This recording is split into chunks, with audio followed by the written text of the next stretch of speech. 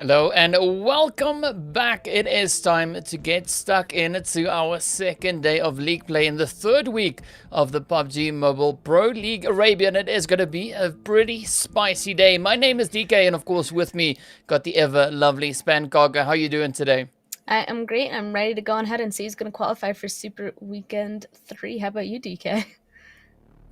Yeah, definitely excited to see which teams will be the teams to make it through into that final Super Weekend. That is, of course, where they have their final chance to increase their standings on the overall leaderboard to move in to the finals that we'll be having over on next week. So, yeah, looking at the players that we've already had coming in from yesterday, we had a really strong showing coming in from the players of RTG, the Falcons, iKURD, Alpha Legends, Arab GSG, even the players from Fate. I mean, GUNZ, they're still up there, they're still performing. But we definitely saw a bit of a step up coming in from those teams, because we had Fate claiming that chicken dinner. We had GSG with the chicken. Of course, we had the players from iKURD finishing on 2. And then the team from Falcons also walking away with a chicken dinner. So definitely impressed with what we saw in yesterday's matches. But of course, again, we see some teams coming in pretty kill heavy, pretty heavy on that trigger finger. So now we're waiting to see exactly how that is going to translate into today's game, and whether or not the teams will be able to keep that consistency when they then move into the final Super Weekend. Honestly, I'm excited to see who's at the top of the leaderboard right now for league play, because a lot of those teams that you actually went ahead and named out are some teams that need to get into this last Super Weekend if they're hoping to qualify for finals. Specifically, I mean, Flare Loyal, Fate Snipers, Arab GSG, and Fanatic Zombies, all of those teams really need to go ahead and make this, because right now, I mean, the last 3 that I just said, they're in the red zone right now. Right now, they're not going to qualify for finals if they don't make it into this last Super Weekend, and right now they're at the top of this league play leaderboard, so they know that it's serious. They need to get in this weekend if they're hoping to continue playing in this league. Yeah, it's definitely going to be interesting to see who decides to step up today. But one team that is looking a little bit worrying for me at the current moment is the team from Fanatic Zombies. They're sitting at the bottom of the log on the overall, and sitting at the bottom of the league play so far for this week. So that is a team that I expect to see a strong retaliation coming from today. A good show up, strong play, if they want to make it into that final Super Weekend. Well, and potentially stand a chance to progress further from there. So yeah, definitely going to be looking towards the players there from Fanatic Zombies, hoping that they make, they come back in today's games and really show us what they've got, how eager they are to make it into that final Super Weekend. Yeah, for them it's vital right now. There, you already said it, in that last place spot. They're currently in the last place spot overall as well. I mean, 15 games can make it for them, though, if they get into the Super Weekend. Like, it's not over for them. If they are able to qualify and are able to just do it, pull it out of themselves in this last 15 games, they could make it. And let's actually take a look at our overall standings as of right now.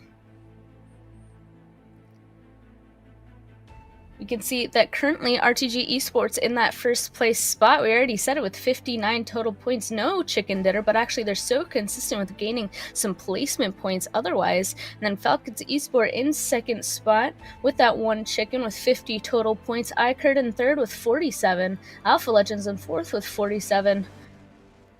It looks like GSG in 5th with 44, GUNZ in 6th with 42 as well. Fate Esports with 39, actually tied with Galaxy Racer as well with 39 in that 8th place spot. And Fate Esports, Arab GSG, iKURD Esports, and Falcons Esports all were able to grab chicken dinners. iKURD actually grabbing 2 of them.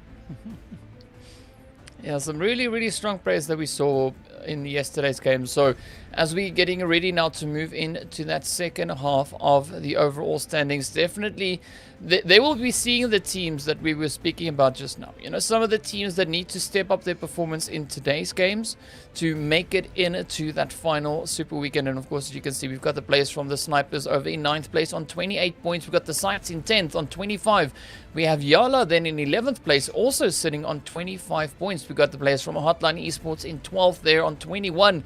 We got NASR in 13th on 20 points. We got RICO Infinity in 14th on 18 points.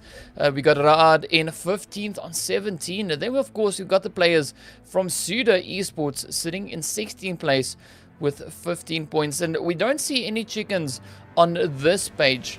So, you know, we've seen it before coming in the past league play days where we did have some of the teams that were able to bring in chicken dinners, finding themselves a little bit lower down on the overall standings. And also now having a quick look at that last page, we got the players there from Real Tiger 9 in 17th with 13. We got Flare Loyal in 18th with 12. And then, of course, the Fanatic Zombies, as I mentioned, sitting in 19th place on 11 points. So, especially Real Tiger 9, Flare Loyal, as well as the players from Fanatic Zombies, they're going to have to bring their A game in today's matches. They're going to have to bring everything they've got in their arsenal to acquire those additional points to move back up into that super weekend once again. And of course, here you can see just a bit of a difference that we have with regards to the points as a team find themselves just scattered throughout the board here. And of course, as you can see, we got the players there from HOTLINE sitting on 21, NASR on 20, we got RICO Infinity on 18 points, Raad on 17, we got SUDOR on 15, Real Tiger 9 on 13, then of course Flare Loyal in 12, and of course the players from Fanatic Zombies right down over there on 11th points. So definitely a good indication showing where the teams need to try and push for. And of course, just give us a bit of an estimate as to what exactly will be required from these teams to make it into that third and final super weekend.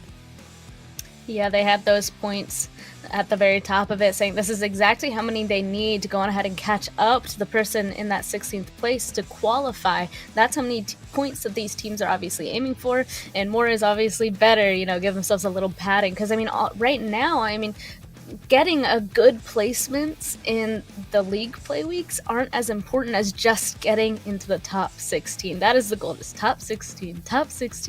Just say that over and over, going to try and qualify for that super weekend. Let's actually take a look at RTG, currently in first place in their performance. Yes, as of yesterday. We can see Sanhok actually with 928 damage, 5.5 average kills. That map not as strong as their Erangel map actually. It looks like 1724 average damage and 8 kills, 2435 average lifetime survival time as well. And I mean, today, as we know, there's actually more Erangel games than Sanhok games. So will RTG just continue to go on ahead and roll this lobby as of this week? Well, they definitely have that opportunity there. I mean, as you mentioned, today is going to be an Erangel heavy day, so only 2 Sanhok maps coming in. So definitely it will give the teams that opportunity to prove themselves. They are moving on to a more of a home ground play. You know, Erangel is the map that the teams know the best. We've seen them be at their most comfortable on that map, because they've been playing it for so long. So definitely looking to see how the teams are going to be performing, especially on Erangel. And then of course they've got the 2 Sanhok maps there to make up for anything that they could have potentially missed out on the previous 2 Erangel games. So yeah, I definitely think today is going to be a very, very interesting day. And I also think it's going to be a very tough day, as these teams have such a big amount of pressure on their shoulders. If they want to make it up into Super Weekend, they know what they got to do. They got to bring that A game. They got to bring that boss level play. And I'm so excited to see which teams will be the ones to step it up and bring that next level play in today's matches. I'm excited to see if it's super apparent in the last few games today. I mean, as we know, there's 5 games for us to watch, but each of these teams only have 4 games to go on ahead and try and gain that enough points to qualify. And I mean, it's coming down to the last 4 games. Like, they need to go on ahead and potentially change up some sort of strategy to go on ahead and do so. Will there be more desperate plays or more aggressive plays? Items like that, I'm going to be specifically looking out for that. I mean, so of course we're going to be jumping quickly up into the stats there for the players from the iKURD. We currently have them sitting up in 3rd place, so we also keeping a very watchful eye on them to see exactly what they're going to be performing, whether or not they'll be able to maintain the momentum seeing coming in there from them. And of course, here we have a nice bit of a split in between the previous weeks and of course what we see so far in this final week. So definitely looking to see how those stats will then translate. As we know, iKURD is a team very capable of handling themselves. I mean, Yesterday, they didn't have the most aggressive day, but they had a really strong day with regards to placement points. They were able to acquire 31 placement points yesterday, but only 16 kills. So definitely hoping to see them get a little bit more aggressive on the kill side, because we know they are pretty consistent with regards to placement. So really hoping to see that kind of work out in their favor as they progress through today's games. And as we've mentioned, it is going to be Erangel, and as we saw on the stats, some of the teams just have a much better showing, especially on Erangel. They do have that kind of map that they do favor, that also kind of lends itself to their particular playstyle. So it's going to be quite interesting to see exactly how these teams are going to manage themselves in today's games, how they're going to try and play to their own strengths to try and outwit, outlast, and out-survive their opponents. I'm actually excited that iKURD currently is in 3rd place overall, because as we know from our previous league play weeks, they were in 16th place, 15th place, now 3rd place. I'm excited to see them up on top of the board because they've been doing well, but not amazing. So let's actually go and jump onto a different team's stats as well, another one that we want to point out. See here, it's FalconsEsport. I mean, they were absolutely huge early on in this league. I mean, coming in on the first super weekend in 1st place, unfortunately not making it in the second one. I mean, those stats there, it looks like we saw it, right? They did super well and unfortunately didn't make it this last time. So they averaged 10 points the first league play week. The second time, they only averaged about 3. So right now they're averaging about 6 points every game so far. A little bit more placement point heavy, but it looks like they're bringing it back. They realize how important it is to get into this next super weekend to be able to qualify, because we saw them steadily go down and down and down that board as the 15 games kept being completed. 15 games are a lot. Yeah, 15 games definitely is quite a bit for these teams to play, and it also gives you that opportunity to try and get that momentum going. It's a bit of a change coming in from the league play, where we only have 8 matches for the teams to participate in, then jumping up into those 15 that we have then in Super Weekend. We already see a little bit of a change in between how the teams perform in the Super Weekend and also then how the teams perform in the league play. So what we've been able to establish so far is if a team is super aggressive in the league play, let's take for instance the players from Alpha, alright, which we're going to be having a look at the stats now here as well. Alright, again, for them, Erangel is a map on which they tend to get super aggressive. You can see all the damage they bring in there, 2288, and then of course an average of about 11 kills. Sanhok, on the other hand, not one of their strongest maps, so especially today with the maps being Erangel heavy, it's going to really lend itself to their advantage, and they have this opportunity now to prove themselves, to give that final bit of gameplay. But as I was mentioned, of course, we see the teams play a specific way when it is league play, and then when they progress up in towards the Super Weekend, sometimes they have a little bit of a, oh, that was a beautiful nade. Wow, Chaos, the beast.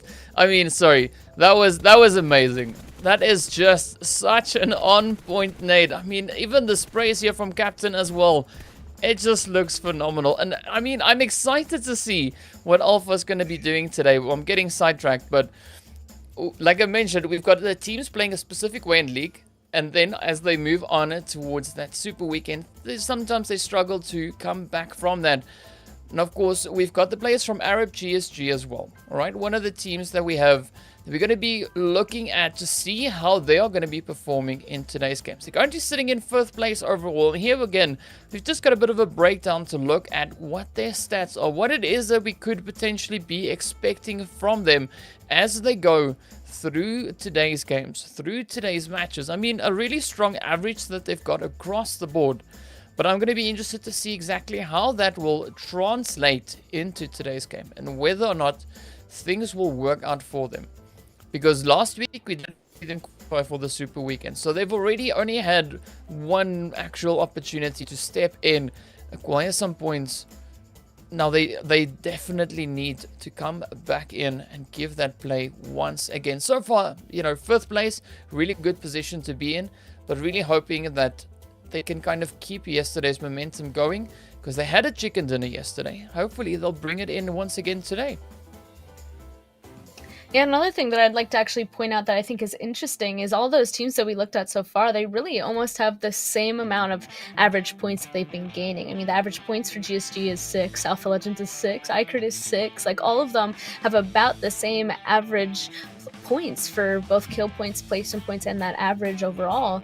But obviously, they're just still separated. A lot of them are so close, and it really comes down to how consistent or inconsistent some of these teams are. Like for Falcons, for example, they're in second place. They got a chicken dinner, but otherwise they aren't super strong getting a consistent placement otherwise. They can't go ahead, get a little bit higher up, not necessarily needing to win, but still getting a few points up at the top parts of the leaderboard inside of a game. So that's where I'm interested to see Falcons will be able to continue to grab some placement points as they continue to go. They can't go on ahead and just get one. I mean, right now they're okay in that second place spot. I believe they're going to go on ahead and get into the Super Weekend, but it's just small things like that you're consistent in qualifying, but really when we get to that finals or even the Super Weekend, you really have to be consistent all around in every single game.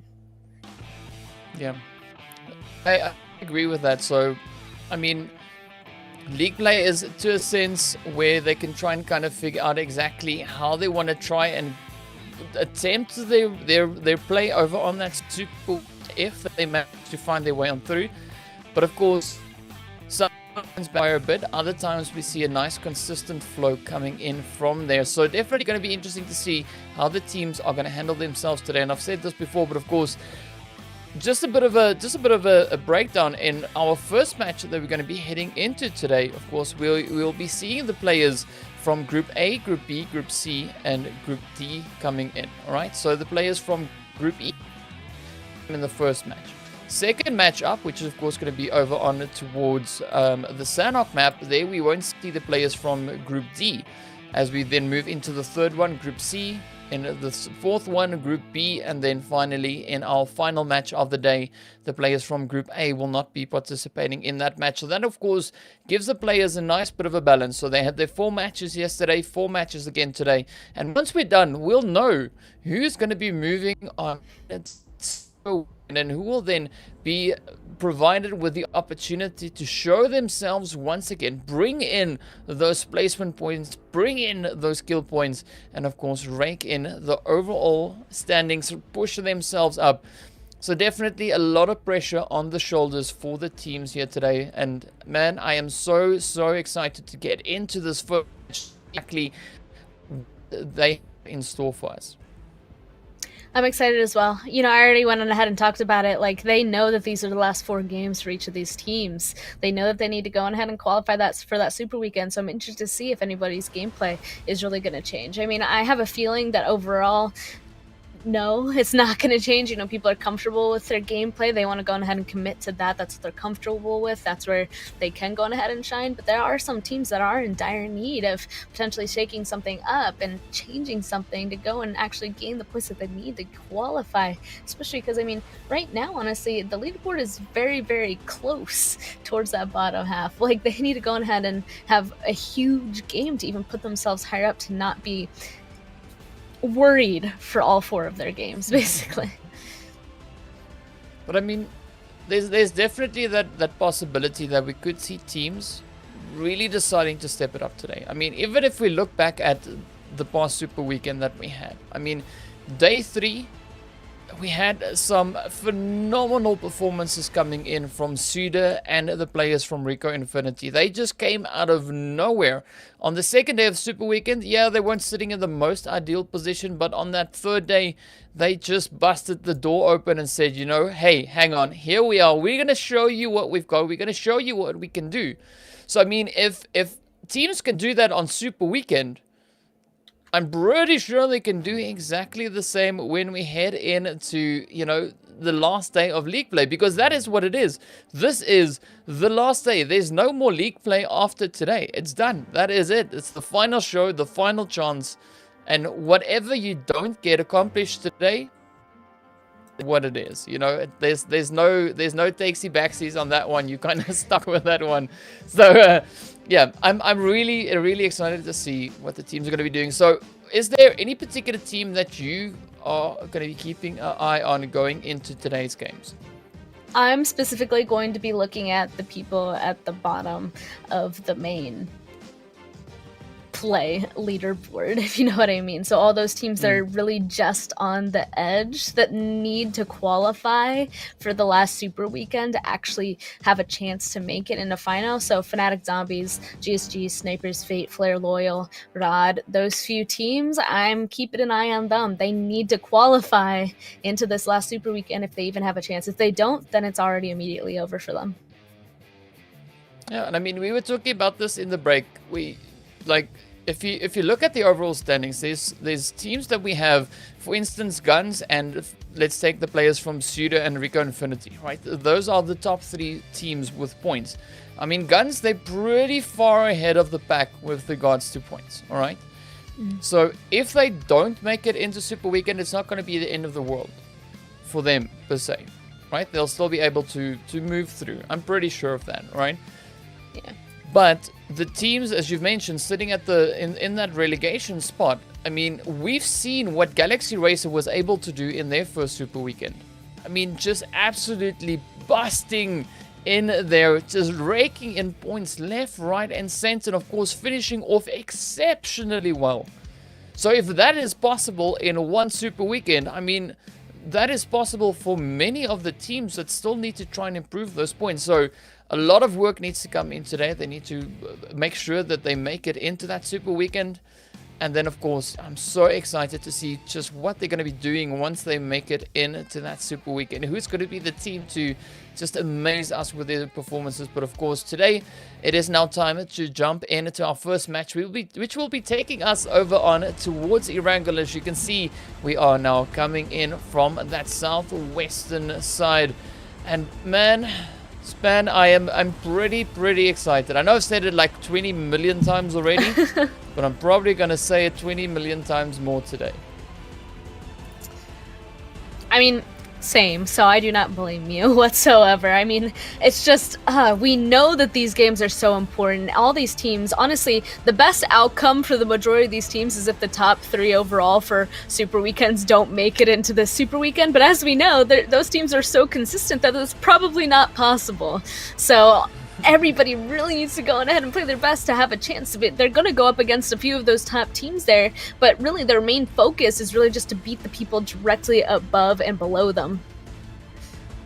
Yeah, I mean, that is essentially what you want to try and accomplish, but also then the big brain play would be not only just to focus on the people above and below you, but the teams slightly a bit further up, because if you're able to take out one of the teams sitting, you know, quite some ways away above you, you already have quite a bit of control on those standings to a certain degree.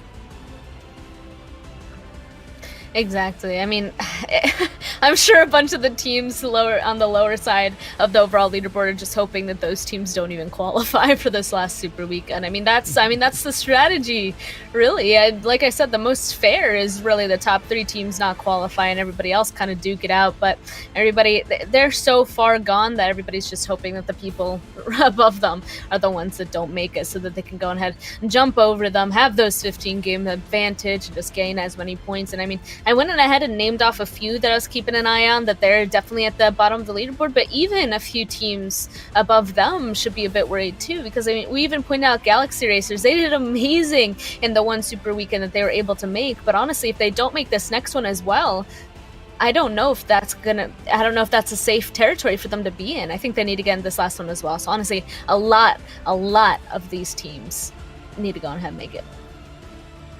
Yeah, I mean, you can't rely on the hope that what you've done in the past games will be enough to secure your position.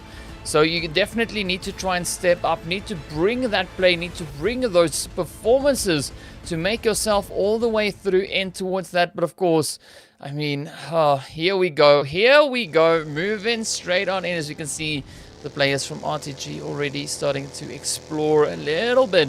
I'm definitely interested to see where the teams are going to be going, especially with that zone sitting over towards the western side. I mean, we've got so many teams positioned over on the east. So I'm keen to see whether or not we're going to be having any of those earlier rotations come, potentially trying to set themselves up within the zone already. I mean, I wouldn't be surprised if a lot of these teams even just drive on over to get a spot inside this first zone immediately, but first of all, everybody's super far away. They're just going to have to know that they're going to just have to wait to loot on up before they really start making a move, but it does seem like other teams might go first. If they already didn't have too much of a solidified location to play out of, they might just make their way all the way inside of the western side.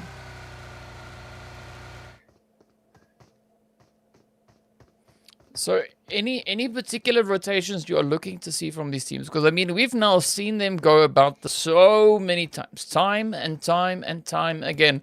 I mean, you can see here that Flare Loyal, they've pretty much figured out that Bandar is downstairs. Flare Gun keeping a very watchful eye over on towards Bandar. Heard the movement, or saw the movement rather, when he came crashing in. But is there any particular rotations that you would like to see today coming in from any particular team? Nothing in particular. I mean, everybody at this point, they have their formula. We haven't seen too many collisions when it came to rotations. So I do think everybody in this situation at this point should be safe on the rotation. So I guess what I'm interested in seeing even more, maybe expecting or not expecting really in this case, is anybody who would go ahead and change up the rotations to potentially run into people. Because everybody so far has really been successful in being able to make it into the first phase, the first zone, even when it's a very difficult shift away, like the one that is now. So far over to the west, everybody on the eastern side kind of have to figure out how to make that rotation up there. But all of them have been very successful in doing so. So yeah, I guess seeing if anybody goes on ahead and comes close to crashing into somebody else could potentially be something I'd be looking out for. But as of right now, I mean, I don't expect it to happen. Oh well, let's see that. One of the players keep a watchful eye on the teams, and we wait to see that aggression between Flare Gun and Bandar. Oh, Bandar finding a beautiful hit right there. I mean, Flare Gun didn't even have enough time to signal for anything, and that was just an instant knock and thirst. Beautiful confirm on that one. But now, as we look over in towards South George, we can see the players here from the Falcons making their way on through, just going about their business. But of course, HOTLINE positioned over in towards Hospital. So things could get interesting, as we saw there's a third team just a little bit further south of Hospital as well. So definitely looking to see how these teams are going to try and rotate up and which compounds they're going to try and secure. Because once they are in, it's going to be so difficult to actually get them out, especially if the zone tends to favor where that compound has, if the zone favors the compound. But now if we look a little bit further down in towards the south, over in towards Primorsk, we see the players here from a Real Tiger 9 just making their way on through, grabbing their loot, getting themselves ready before they start rotating up in towards those later phases. Fanatic Zombies, of course, also just making their way through. Oh, this is the team that we had just a little bit further south there of Hospital. There we go. So definitely an interesting spot for them to be in. I'm curious to see how they're going to rotate, if they go north or they're just going to maybe play that coastline. As long as they're just inside the zone, maybe they'll decide to be happy for now. You know, it's kind of like a balance game. Do you want to go ahead and try and find something further in zone, or is it too late? Do you think everybody already made the rotation in front of you? If it's too late, are you happy playing on the edge, waiting for the next zone to pop? If you're unsure, sometimes the safest thing to do is to wait for that zone to shift. And from that point, if it is some sort of a hard shift, you can go ahead and be in with a bunch of other people just trying to send it towards the new zone. So if it's questionable, I wouldn't be surprised if they just stay there for now. Oh, well, we'll definitely see where they choose to go. But I mean, this first initial phase is always so interesting, especially with these teams, just to watch them, watch how they go about their business, how their brains work to a certain degree. We can figure out a few things just from sitting here observing these teams and how they make their way about. But I mean, sometimes that zone is just so unpredictable. So no matter how well you plan your rotation, phase to phase, compound to compound, that zone is still somehow manages to throw an absolute curveball and just disrupt one of, you know, like a beautifully executed plan. And we can of course now see the players there from a Galaxy Racer rotating up ahead of the players here from HOTLINE. So a lot of rotations now finding their way on in as the teams are trying to secure themselves in this phase. The blue zone almost closed in. Then we'll see where the second phase is going to be taking us. And I mean, it is going to be, I think this, every single match from this point onwards, it's just going to be nail-biting tension. Definitely. Oh my goodness, definitely. I mean, every single one, honestly. I feel like the last game especially is going to be a huge nail-biter, especially because it comes down to if anybody from Group A isn't super secured in their location and they're really close to that cutoff point. I mean, they're probably just going to be watching the last game, biting their own nails as well. Like, do we have enough points to make sure that everybody else isn't going to go ahead and jump over us? So I think especially as the games go on and teams slowly start not having any more games left to play, it's going to be a lot of tension. But zone shifts and it looks like, wow, actually I think this could potentially go on ahead and pull over to either that field or even Everest. I mean, there's three points of interest for me in this zone. All right, in between the Fanatic Zombies and Galaxy Racer, that open field that you've pointed out. All right, Everest itself, and then of course my all-time favorite, Chopsticks. You know, that is it. All three of those points are in play, but of course we also have the headshot hills that's also in play. So definitely going to be looking to see how the teams are going to anticipate this next zone shift, because either way this one swings, it is going to be absolutely crazy. I can tell you that. 15 teams, 58 players. I mean, this is home territory fighting for all these teams. We've seen them. Oh, come on. You can do it. Come on, NASA. Come on, NASA. Oh, SUDOR just managing to get ahead of those shots. But I am so keen to see where these teams are going to go and who's going to clap who. I mean, like, yeah, I legit can't wait. This is going to be, this to me is so far my favorite day. I know we're only 10 minutes in, but I am it's your favorite now. I'm really loving it. I feel like a kid before Christmas, you know? Like I'm super amped. I can't wait to see what they're going to do. I mean, even actually, I think we mentioned the second week I started mentioning, you know, have the flame ignite inside some of these teams. They didn't make it in the first Super Weekend, so they wanted to make it into the second. I mean, really, I feel like it's that flame times 2 at this point. All the teams needing to go and make it into the last Super Weekend, because other than that, there's no more chances. It's over at that point. If they don't make it now, they're not going to make it for the rest of this league. So yeah, I mean, the flame times 2, they need to go on ahead and get ready, get ignited, get started. And it looks like it's starting off with a little bit of a crash from Rod onto Galaxy Racer. Oh, come on, Galaxy Racer. Show us what you've got. We've seen insane plays from them. We know they are capable of it. And of course, Ultron showing off a little bit, finding that knock in towards Munir. So a nice quick exchange right there. The rest of the team, of course, holding up in towards the hospital. But a lot of teams now starting to move in and around, you know, this hospital, Everest, open field region. So we're going to be seeing these plays start coming through from them. This is really going to challenge them, because this is not an easy terrain to be fighting in. And of course already the sites and the players from Fate going head to head, toe to toe. Phobia not being scared of anything. The rest of the lobby needs to be scared of Phobia, but either way, Phobia gets knocked out. Razur now starting to push on in. Ragnarok trying to get that hit, finds the one in towards Razur. Now everything riding on a Reef and Ragnarok. Some R&R time coming in here for the side of Fate, looking to see what the sites are going to be doing, because we got Ghost, we got Abu, and then of course Phobia. So it is a fair, balanced fight. A 2v2, one player knocked either side. Now we look to see what they're going to be able to do with their current situation. Will they be able to make a decent and strong comeback from this? Or will Fate get the better of them? Not the team Fate, but Fate in general, of course. Now, that zone, as you can see on the map as well, moving a little bit further on towards the western side. So it's heading towards that field. So the first teams that could potentially move in and try and secure a position, they might be fairly well sorted for the coming few zones. But man, it is going to be tough. Yeah, I mean, this fight right there, that's really important between SCYTES and Fate, honestly. Whoever wins that is going to have a nice spot inside zone, and even over here we can see the replay. Looks like FalconsEsport is able to catch some of the RTG members by surprise. But yeah, this right here, the fight, SCYTES fight, whoever wins that, they're just on the edge of zone. They're going to be very happy with that, because this zone now is half water, half land.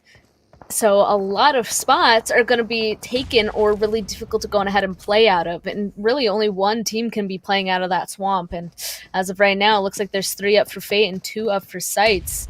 And maybe SCYTES are just going to try and make a rotation away. Yep, it might be 50% water, 50% land, but it is 100% jam-packed. As you can see, everybody now just trying to get a spot, get an angle on this half a zone that we've got. You can see the players there from GUNZ also now feeling a little bit of pressure. We've got the players here from the Fanatic Zombies. Banana sending out a few of those smokes now, just trying to smoke up the vehicle to make a play from that angle. Of course, jumping over towards the Falcons. You can see them taking occupation of the compound. Just up ahead of them, we've got the players there from HOTLINE, but now the Fanatic Zombies with the 2-2 split coming in. We've got Chills and Banana just south of the Falcons here. And then, of course, the rest of the squad position just over towards the eastern side. So it is a pretty good kind of a pincer maneuver that they are trying out. But of course, ideally, we'd like to see them move in and apply the pressure onto the side of the players from Falcons. Because Fanatic Zombies, they're one of those teams that need the points. They need those plays. Already sitting so far on only 1 kill. They need now to try and take any and every opportunity at their disposal.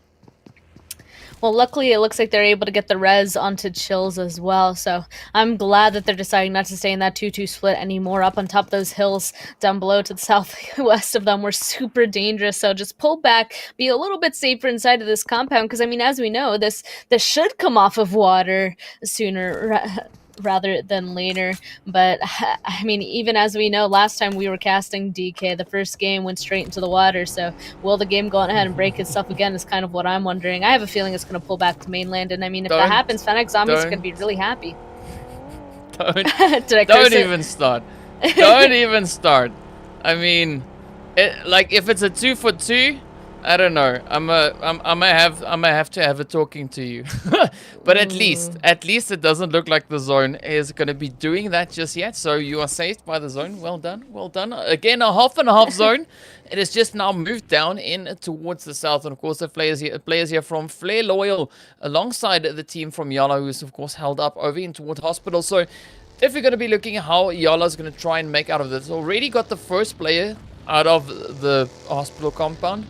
But it is a tricky one to get out of. You have that fence up, and there's only kind of one way really in and out of that. So I don't think it's going to be too big of a problem, but it could sometimes be, of course, depending on your vehicle skills. But I mean, here we now see again the players from Fanatic Zombies and the Falcons. Both these teams positioned fairly well, and they're very eager to strike any hit that they can to any passing team. And of course now, this is where we wait to see what is going to happen, as that zone is just in front of Fate and Fanatic, or Falcons rather, and Fanatic. So not a lot of ground to cover, but there is still a few teams a little bit further up north, and if they play this well, Falcons and Fanatic can really cause quite a bit of damage right here. Yeah, honestly, they're in a pretty good position to be holding out everybody else that's trying to make some sort of rotation from the northern side of this zone, but still, they're not inside zone themselves. So maybe if they hold them out, they honestly have to, because otherwise their next rotation in is going to be very difficult. So they need to catch those rotating teams out and eventually each other out. They're very close to each other, and it looks like, woo, some of those teams are fighting up there by themselves. I mean, I said it was gonna be hot, but it is gonna be a hot. It's no joke. I mean, just looking at the way everyone's positioned, we've got NASR still all the way up in the north. They still need to get back up in towards that zone. So far, if we look towards kill points, I mean, Fate, they're kind of leading the pack, sitting on 4 already. Galaxy Racer and Fanatic Zombies sitting on 2 apiece. So it is looking like it's quite the challenging map, but now we see the players here from the Snipers and Real Tiger 9 side by side. Got a bit of an exchange coming in with those Utils, and of course the knocks either side. One confirm on the side for Real Tiger 9 though. So they are only a 3-man team pushing onto the 4-man side of the snipers. So it's going to be a bit of a challenge. We wait now to see whether or not they'll be able to get those shots. But as we saw in our last visit where we was watching the players here from Real Tiger 9, Ramp, he can handle himself, but now they ride alongside snipers. There's no water in play this time. They need to step up and, you know, like show that bit of aggression, but snipers come out. Oh, making it so difficult.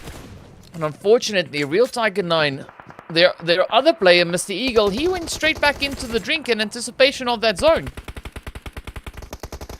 Wow. I mean, whoever wins that fight, they're going to be very happy. And the carnage on the northern side continues. I mean, it was a hard shift down to the southern side, half water, half land. So I'm not surprised that this fight is actually happening. And unfortunately, it looks like Fanatic Zombies, you know, the team that we've been trying to keep an eye out on, is in fact going to be taken out by FalconsEsport. They're directly next to each other, so it was only a matter of time before that really started popping up and happening. Speaking of popping, it looks like our zone is going to shift again, and it's completely out in the open. It went to the coast. There's no hard cover over there.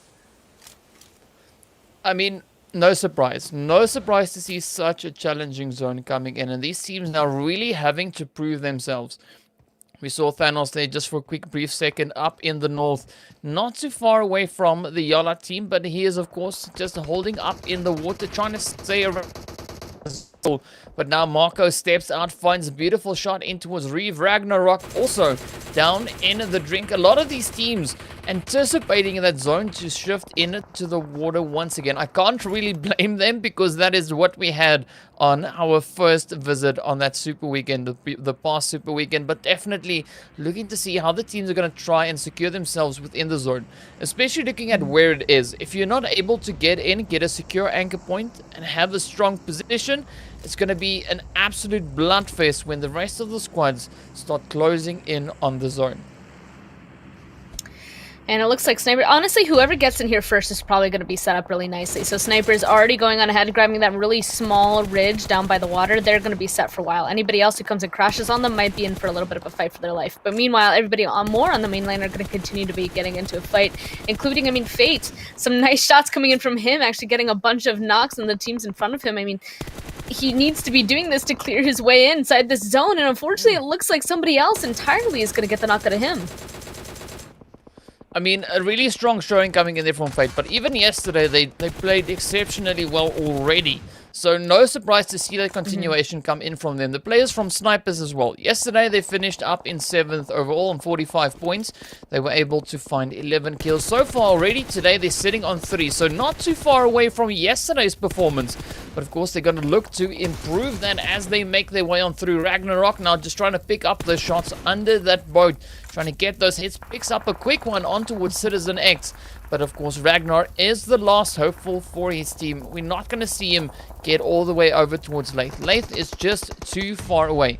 But already the team's now fighting on the side of this compound. As you can see, the players here from GUNZ and Galaxy Racer going head to head. The eastern side of the zone again highly contested because there is a lot of cover here. But of course now Raouf gets caught with a nade in hand. We got Hamodi going in for the res there on Freak. So definitely things are going to be super challenging as we move forward. 8 teams remain, 18 players away now, trying to find a secure angle over towards his teammates, but the teams are still fairly spread throughout. We're waiting now to see where this next zone is going to be going, but an absolutely boss play coming in here from Freak, jumping up on the roof, figuring out that he can just look over that ridge line instead of having to sit and wait for them to make their play. But now Galaxy Racer also jumps at the opportunity. They come rushing forward. Only Max now remains up ahead. As you can see, Ultron is down, and Freak, what a Freak play that was. Absolutely phenomenal stuff. Just up ahead, we saw the players there from Falcons also getting just obliterated. Really tough plays, but YaLLa now trying to secure this northern beach as they make their play forward. As you can see, Omar gets picked up right there. Freak, he's got something happening here today, and I'm really loving it. As you can see, just an absolutely beautiful performance from him so far. I mean, this compound that GUNZ has, they fought for this for a reason. With this zone shift, they have the little bit of the high ground, being able to jump on top of these buildings and just shoot at everybody. Who already mentioned, this complete coastline is so out in the open, it's so clear that GUNZ are just able to jump up on the roofs and take a lot of shots at them, and already being able to pick up 7 kills. They're probably going to be able to pick up a lot more. I mean, soon they're going to have to make a move further inside the zone. Their compound isn't inside, but as of right now, they have the opportunity to take almost everybody else out who also isn't inside zone, and they're taking full advantage of it, starting with a knock on YaLLa and already spotting out snipers as well. I mean, I would not be surprised if GUNZ steal the chicken dinner in this match. Just based on how they are positioned at the current moment in that zone. Absolutely so strong of a position they find themselves in. You can see from GUNZ, they just sitting up on this roof, casually firing away at everyone else who's caught out in the open. So again, we see that positioning being absolutely crucial, absolutely key to the success of a team. I mean, GUNZ already sitting on 8. We got YaLLa, they're sitting on 6, but they've got only 2 remaining players. So a lot of pressure now on their shoulders as well, as they need to play. Oh, I wanted to say they need to play. Oh, what's going on? Just as I want to talk about the team, they all die. All right, so I'll leave it to you now, because otherwise everybody's gonna die. Gonna curse it one last time. Well, there's 3 teams left, and we can see that one of them's just a solo, not even inside zone yet. That's Eagle for Real Tiger 9 now swimming on in. If he pulls up, honestly, to the snipers, he might be able to do the same thing that he just did to YaLLa Esports. We'll have to keep an eye on that, but all of them are actually proned out in a tiniest little bit of a bowl. And at this point, GUNZ had to have left their compound. So, if GUNZ don't know exactly where they are and they do pull up into the open on top of that hill, snipers could go ahead and retaliate. But as you can see here, it does look like they have a little bit of a rock and a tree to cover themselves. Well, maybe even call themselves. We don't know. We'll find out soon enough. But in typical PUBG fashion, that zone decides to shift in between all the teams into that only piece of open land remaining, of course, right there alongside the road. We can see that the drop also now finding itself. So this is going to be a really challenging zone. This is going to really try and test these players. It's going to show us just how good their reactions are. Because if they don't react first, it's lobby. GUNZ already reacted, bro. They tossed out some smokes to that crate. They're going to play off of that. That's huge. Oh. I mean, I'm pretty sure Freaks is not going to mind some level 3 goodies to try and just secure their dominance in the zone. I mean, yeah, that too. Up comes the rest of the GUNZ team. It is a 3v3v1 to fight it out for that final chicken dinner. Eagle sends those utils over towards GUNZ, trying to find the damage into the side of them. Some beautiful bounces coming in there. But of course, in doing so, he also blows up their vehicle for them. Again, giving them that extra bit of a hard cover. But here we go. Snipers now also trying to make their play, trying to push on in. This is where things are going to be really spicy. Utils now, of course, just getting sent off back and forth, left and right. Eagle steps up, strikes into the side of the snipers, picks up a few, but gets taken down by Marco. Oh, GUNZ react to that one beautifully and ends it off, steals the chicken dinner, and does so in a beautiful fashion. What a way to kick off our first match of this final league play days. Oh man, I'm so impressed with GUNZ. I am too. I mean, honestly, they played that perfectly, but we can go on ahead and talk about that in a little bit more detail after this very short break. Be right back, y'all.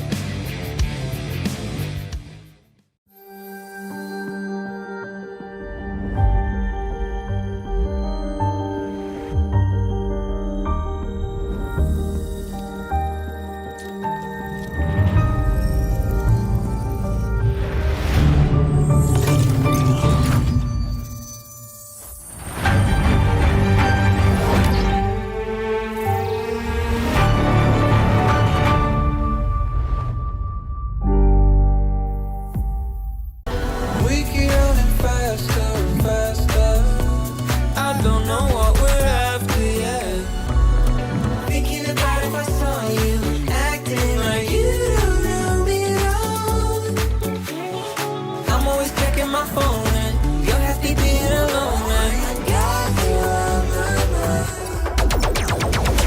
You're always on my mind.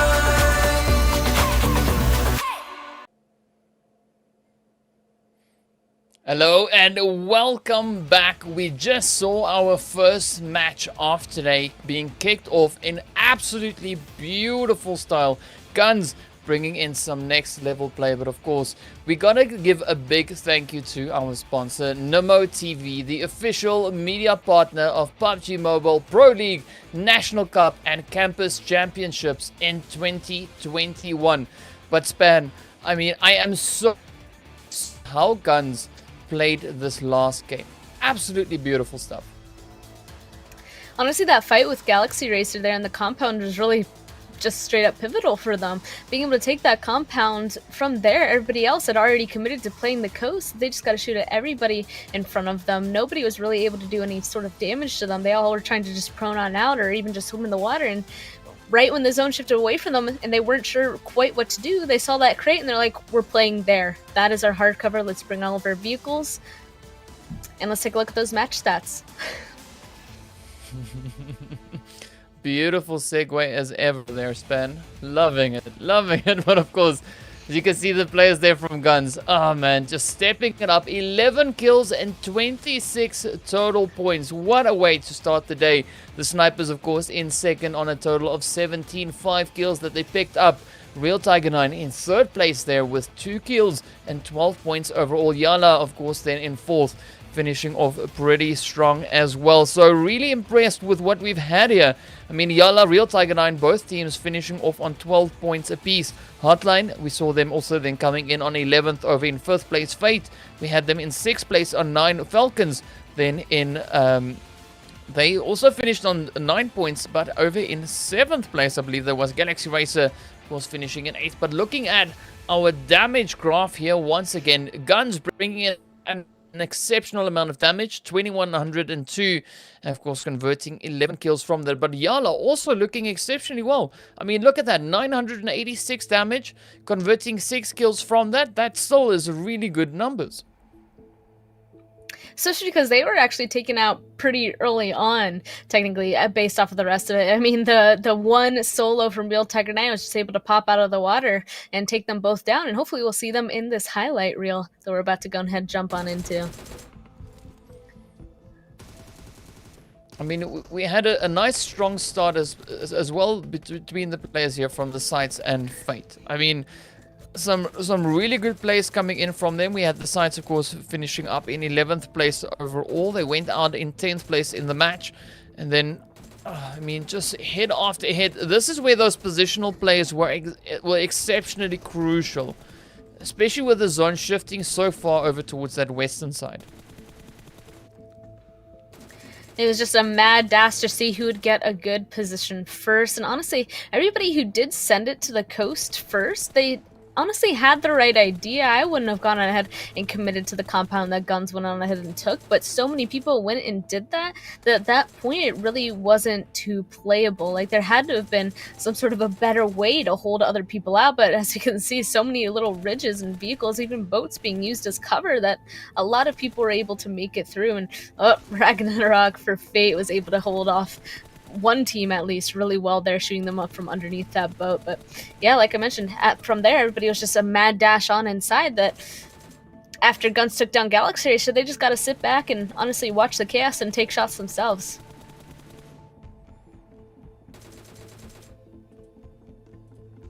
Oh man, this is so pleasing to watch, just how the teams just handled themselves. I mean, like, I just want to sit here and watch this. This was such beautiful plays. I mean, even these nades coming in here, as Hamadi sends up a nade, and then of course at the same time turns his attention to the players from the snipers who are busy rotating in. And of course Thanos comes in, beautiful bounce right there on the side of YaLLa, snapping his finger. And of course he snapped a little bit too hard because Eagle found that head as well. Just in case you missed it, here it is again. And of course, just stepping in, down goes Eagle. So many beautiful shots that we had here. Those positional plays Absolutely phenomenal stuff. And of course, here are our strong performers from this match. We got a Hamodi there finishing off on 1050. Of course, sitting on 2 kills. A nice survival time there as well. Freak, yes, being a freak once again. 7 kills, I believe that was. And then, of course, oh, sorry, Hamodi had the 2 knocks that came in there. My bad. Ragnarok coming in on 700 damage. So some really, really interesting stats that we had. And that was only the first game. Like I said to you, I'm going to say I'm excited so many times today because I am. I'm so looking forward to all 5 games here today. I mean, that was only the first one. And I'm super chuffed. You know, pretty happy. But, of course, next up, we're going to be heading in towards Sanhok. So, I mean, things are going to get spicy. But let's have a look at some more stats to kind of get an idea of what we could expect in the remaining games here today. As you can see, GUNZ, of course, coming in with a 2102 damage, recovering 728 health, finishing on a grand total of 26 points and picking up 11 kills. It's not the highest, most craziest amount of kills that we've seen in a match, but it's definitely a really strong and decent way to get the day started. I do not disagree, and I mean, we're going to see the overall stats very shortly. I mean, just 11-point game will automatically go on ahead and launch you up at least above one other team. So definitely not a bad place to start off on, and kind of just a warm-up. They have 3 more games to go on ahead and play out of. And the rest of these teams, they should go on ahead and be ready for what's going to happen next. And let's take a look at even more stats. We have a few before we get into our next game. We have a little bit of a head-to-head between 2 teams. We can see here on the left side is the Snipers, and on the right is FalconsEsport. And just the difference in the damage, even FalconsEsport with 1710 damage, Snipers with 1158, and a bunch of other stats. Honestly, I don't remember what they mean, but we can see overall that they're kind of balanced in a way. Is that 10 kills and 7 kills for Snipers potentially, and then opposite of recovered. So both of these teams were able to honestly survive for a while and pick up some good damage, at least both of them. So nice try. You were close. So yeah, we saw the damage right up at the top. To the right of that was, of course, the kills that we saw sitting on 5 and 7. Then moving on to the next one was the knocks that they were able to get in the previous match, which was 10 and 7 knocks. So yeah, the one below that, of course, being the headshots, and then we move into the assist as well as the health recovered. And it's a tricky one to remember. I mean, you got to understand, Arabic is not our forte per se, you know, like we're trying to remember what everything means all over the place. But yeah, definitely a bit of a change up that we've got between the players. Definitely looking forward to seeing how that is going to translate over in towards Sanhok, because as we know, Sanhok is a map that lends itself to aggression. It brings you that opportunity, or gives you that opportunity rather, to get aggressive, acquire some points that you might have missed out on Erangel, sneak in those few, and then, you know, you can get away with that when you go back in towards Erangel. So I'm really liking this change up, going Erangel, Sanhok, because I mean, whatever you missed out, like I've said, you've got that opportunity, and then once you get back to Erangel once again, you can then try and fix what went wrong in the first showing. I mean, I kind of expect the Sanhok game. I mean, I've said it before, I'm going to say it again.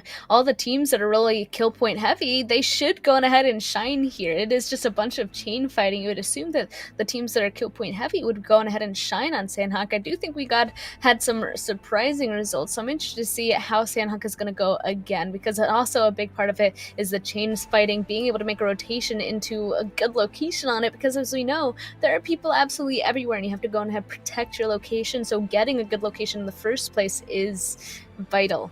And let's take a look at the overall standings as well before we jump on in there.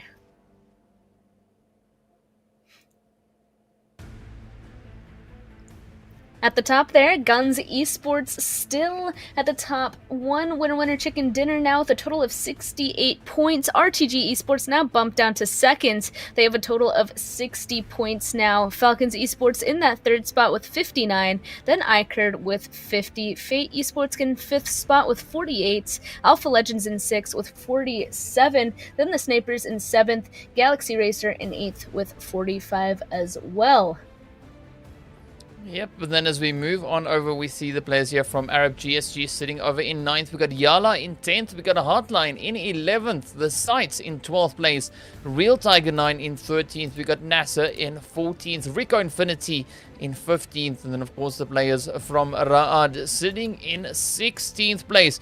But that is, of course, the good side of those standings. The teams that we see over here, Fanatic Zombies, SUDOR Esports, and Flare Loyal. These are the teams we're going to be expecting to step it up in today's games to bring in those points, to clear their way into that super weekend. And what's going to be interesting now is, as we move into our second match, Fate, Real Tiger 9 and the Falcons won't be playing the Sanhok map. So we see, of course, then the players from Arab GSG, RICO Infinity, Alpha Legends and SUDOR now coming in for their first match of the day to show us exactly what they can do and how many more points they can try and bring in to those overall standings. Because as we've seen in past games, it's absolutely crucial to come in. I mean, what better way of doing that than starting your day off on a Sanhok map? Some of those words I didn't quite understand, but I definitely agree. I'm interested to see. We already went ahead and talked about aggressive teams. Alpha Legends currently with the second most kills before our first game started. So I'm kind of looking forward to see if Alpha Legends is going to do well on Sanhok. Because, I mean, yesterday their map was Erangel. But since we know how aggressive they are, will they be able to continue that playstyle? Or kind of a different alternative question, did most of their kills come from Erangel from potentially long-range fights? Because Sanhok is definitely a lot of close range fighting, so I want to see if they're going to be able to go on ahead and handle that themselves. And even a few of those teams there now in that group coming on in, some of them are the teams that I've been trying to keep an eye on. They need to go ahead and do well to qualify. I mean, so far a lot of them have been doing well, and one of them is GSG, so we have to see if they're going to be able to hold on to that spot. Yeah, FUDOR, the players there from SUDOR also being one of the teams that are now being in that group that is just joining us now, the players from Group D. So this is going to be their run. This is going to be their opportunity to show us what they've got, what they've been cooking since yesterday, and exactly how they're going to handle themselves in this lovely, lovely, insane CQC map, which is, of course, our lovely one there of Sanhok, the Snake Valley of sorts. Of course, also expecting to see quite a few third parties to come in, because we know that also is typical Sanhok fashion. You know, it is a third party, fourth parties, fifth party, sometimes even up to a ninth party, of course, depending on how many teams we've got in the vicinity. So expecting a few interesting plays from there, but of course we're going to be transitioning into the game pretty soon. And of course, speaking of which, here we go. And the players now getting themselves all ready and prepped to go. And of course, that lovely Reno 5 series, born to win. Welcome to the exciting match brought to you by Oppo. Get your gamer mode on with the much loved Reno 5 series. And man, Span, look at the flight path. It is over there, down in towards almost the southeastern side. But as we've known from past games, and of course Sanhok in general, the flight path doesn't really matter too much.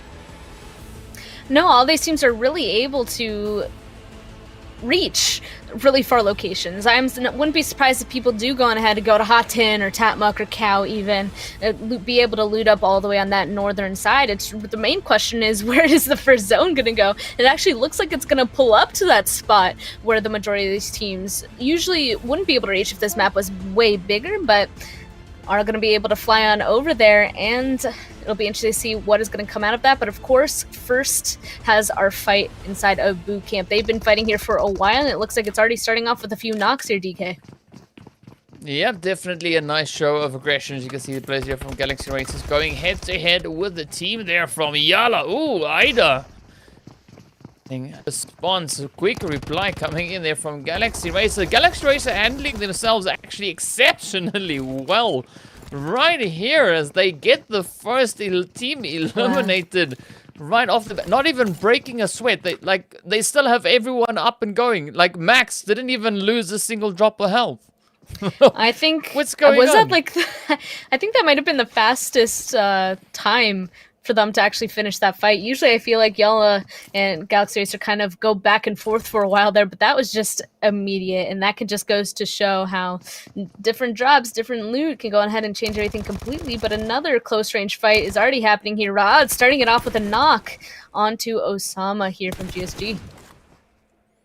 Yep. Oh, again, loving the aggressive start that we see right out the gate. And of course, this is an important match for GSG, as you know, we're looking to see how many points they'll be able to secure in today's games and whether or not they'll be able to secure their slot once again for the Super Weekend. Currently sitting in 10th place, so they do have a pretty good chance of doing exactly that. But of course, now we wait to see just how much further it is that they can go. And if you didn't see that quick squad wipe coming in from the Galaxy Racer, here it is again. Just look at them go. Just rushing in. I mean, this looks like it was cut scene by scene, but it wasn't. That was almost just exactly the way it went onto the side of YaLLa.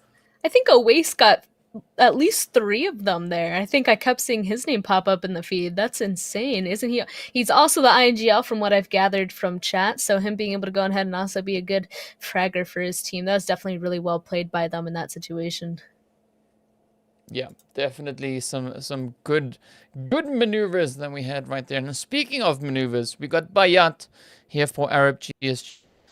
Keeping a very watchful ear open for Munir that we can see there on the opposite side. But I'm curious to find out where Rex and their teammate is. You know, because GSG, they're fairly split up at the moment. But of course, we'll be keeping an eye on that kill feed as we see now the snipers. Oh, just bouncing onto the side of RICO Infinity. Marco coming up with a beautiful play. They finished strong in the previous match, the snipers. So definitely looking to see how they're going to be handling themselves in this match that we have now over here on Sanhok. Looks like they're starting it off right so far. We can see 2 different fights that are now popping off here. Snipers still continuing to push into the compound. Meanwhile, the GSG and Ra'ad fight still continuing by it. I mean, it looks like they don't want to go on ahead and just haphazardly start pushing in, but honestly, if they want to find the last kill, they need to start clearing together as a team. And oh, and it looks like it worked.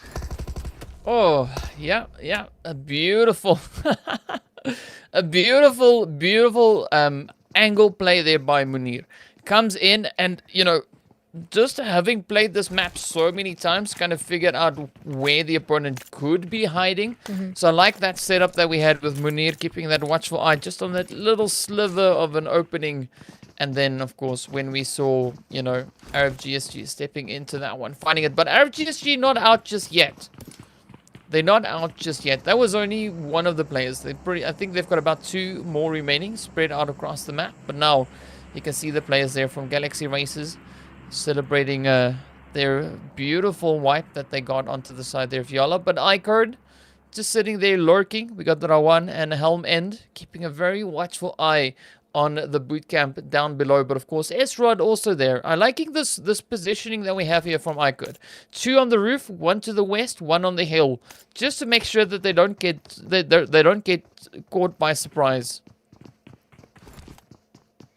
iKURD, if they go on ahead and start sweeping this, that's going to be huge for them. I mean, we've seen people in boot camp actually be kind of trapped there from iKURD's position, so I'm kind of curious to see if it's going to happen again. But we already know that the rotation out of boot camp, they want to go north. This zone is so far up to the northwestern side that honestly iKURD might just need to push them first if they're hoping to get in front of them, potentially maybe go over onto that coast and get up above boot camp and hold them out. But right now it looks like they're just patiently waiting, and NASR spotted them out, and they're starting to exchange shots here. And actually Rawan gets a knock on a miracle. Well, I can't say that's a miracle, but it's still a good shot nonetheless. But now, of course, you can see NASR moving in, securing that position quickly. We've got Nabor now just on the offside there. And we've got Chico and Co now. Batika, of course, pulling off that res on it towards Miracle. Nice play that they've got just on the opposite end of the ridge there, taking up a decent angle, but of course now Nabol gets spotted out.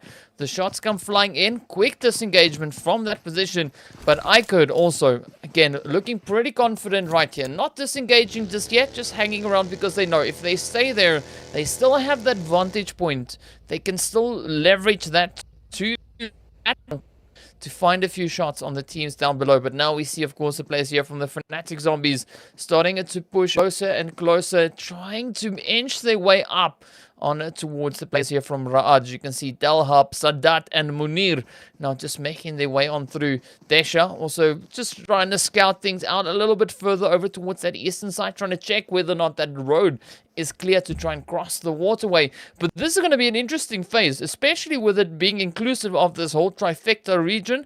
I mean, we've seen it be absolutely chaotic in past matches, and of course, I'm expecting it to be chaotic once again in this one. I do not doubt it, and it looks like the fight between the Fanatics and Ra'ad has started. A little bit of a trade actually coming through. Fanatic Zombies, they need to go and have a good game because, as we know, last time they were taken out pretty early, and that's one of the teams that are right now sitting at that bottom point. They need to have a good game, and unfortunately, it looks like boot rate is downed. So Chills immediately going for the res. Hopefully, Ra'ad isn't going to make an aggressive push towards them. Maybe just rotate away. Maybe they'll prioritize zone a bit more, and that'll give the Fanatic Zombies a chance to continue on inside of this game. And of course, you want to try and capitalize on every opportunity that you have. Of course, Ra'ad also not disengaging completely just yet. But now, up comes Mr. Banana there. Let's see whether or not he'll slide his way on through. Get a bit of a jump there. Munir finds a little bit of damage in towards Chills. Nothing too potent just yet. But of course, now you can see Mexico and the rest of the players here from Fanatic Zombies keeping still a very watchful eye on that rotation from Ra'ad. But of course, Ra'ad now just moving away slightly. I'm expecting them to maybe try and wrap around this eastern side. Maybe going a little bit further north, but for the time being, they're heading down south though.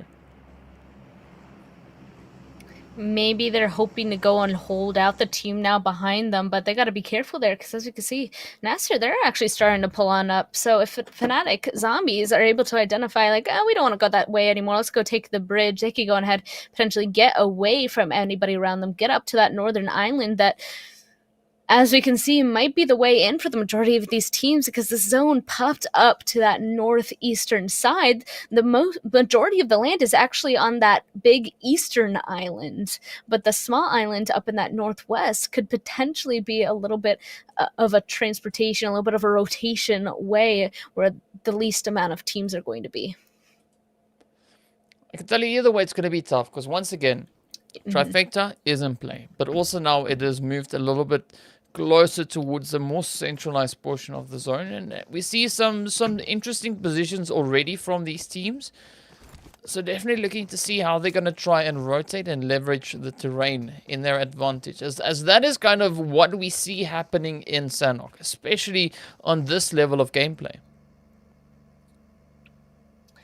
iKURD did the thing that I was wondering if they were going to do. They made that rotation over on that western coast in front of Galaxy Racer. Now they have to deal with an entire team in front of them that they have to leave out of boot camp to. I mean, they might be able to go and use that big mountain beside them up to that northeastern side of boot camp. But otherwise, I mean, iKURD is there and they're waiting. So they're going to have to be careful in that rotation. Unfortunately, they let iKURD get in front. It's gonna be spicy. It's gonna be spicy. Alright, so let's see. Oh, the botations now coming in here once again from HOTLINE. Taking a little bit of a wide move around. Oh, they've been spotted. Everybody jumps out. When in doubt, get the heck out of there. As you can see, Rex now, he's turning up that aggression, comes rushing in, takes a little bit of a fall, but he's not phased. He is a Rex, so he's just going to keep on pushing forward. Now trying to play to this difficult angle that we see here for the players of HOTLINE. So, I mean, if Rex is able to get in there and find those shots before HOTLINE makes it to shore, that could be a beautiful play for GSG, and of course something that they are in dire need of. They need a few extra points just to try and keep being in that middle section of the leaderboard sometimes is not enough, as we've seen these freak plays come in from some of the teams. He's being a little bit hesitant on entirely peeking. He doesn't know exactly where they are. Little do they does he know that they're still in the water, but so that's going to take a while. Meanwhile, GUNZ, it looks like they found themselves in a little bit of a harsh situation once again, but against Fanatic Zombies. No, the Zombies, Fanatics, as we know, they need to go and have a good game, and they're currently getting in a big fight versus the team that's currently in that first place position. Oh. Those utils now getting sent up once again. Nice explosion happening, but this is a blue zone fight, so they can't continue this fight for too much longer, as we can see Mexico now just getting picked up there by Freak.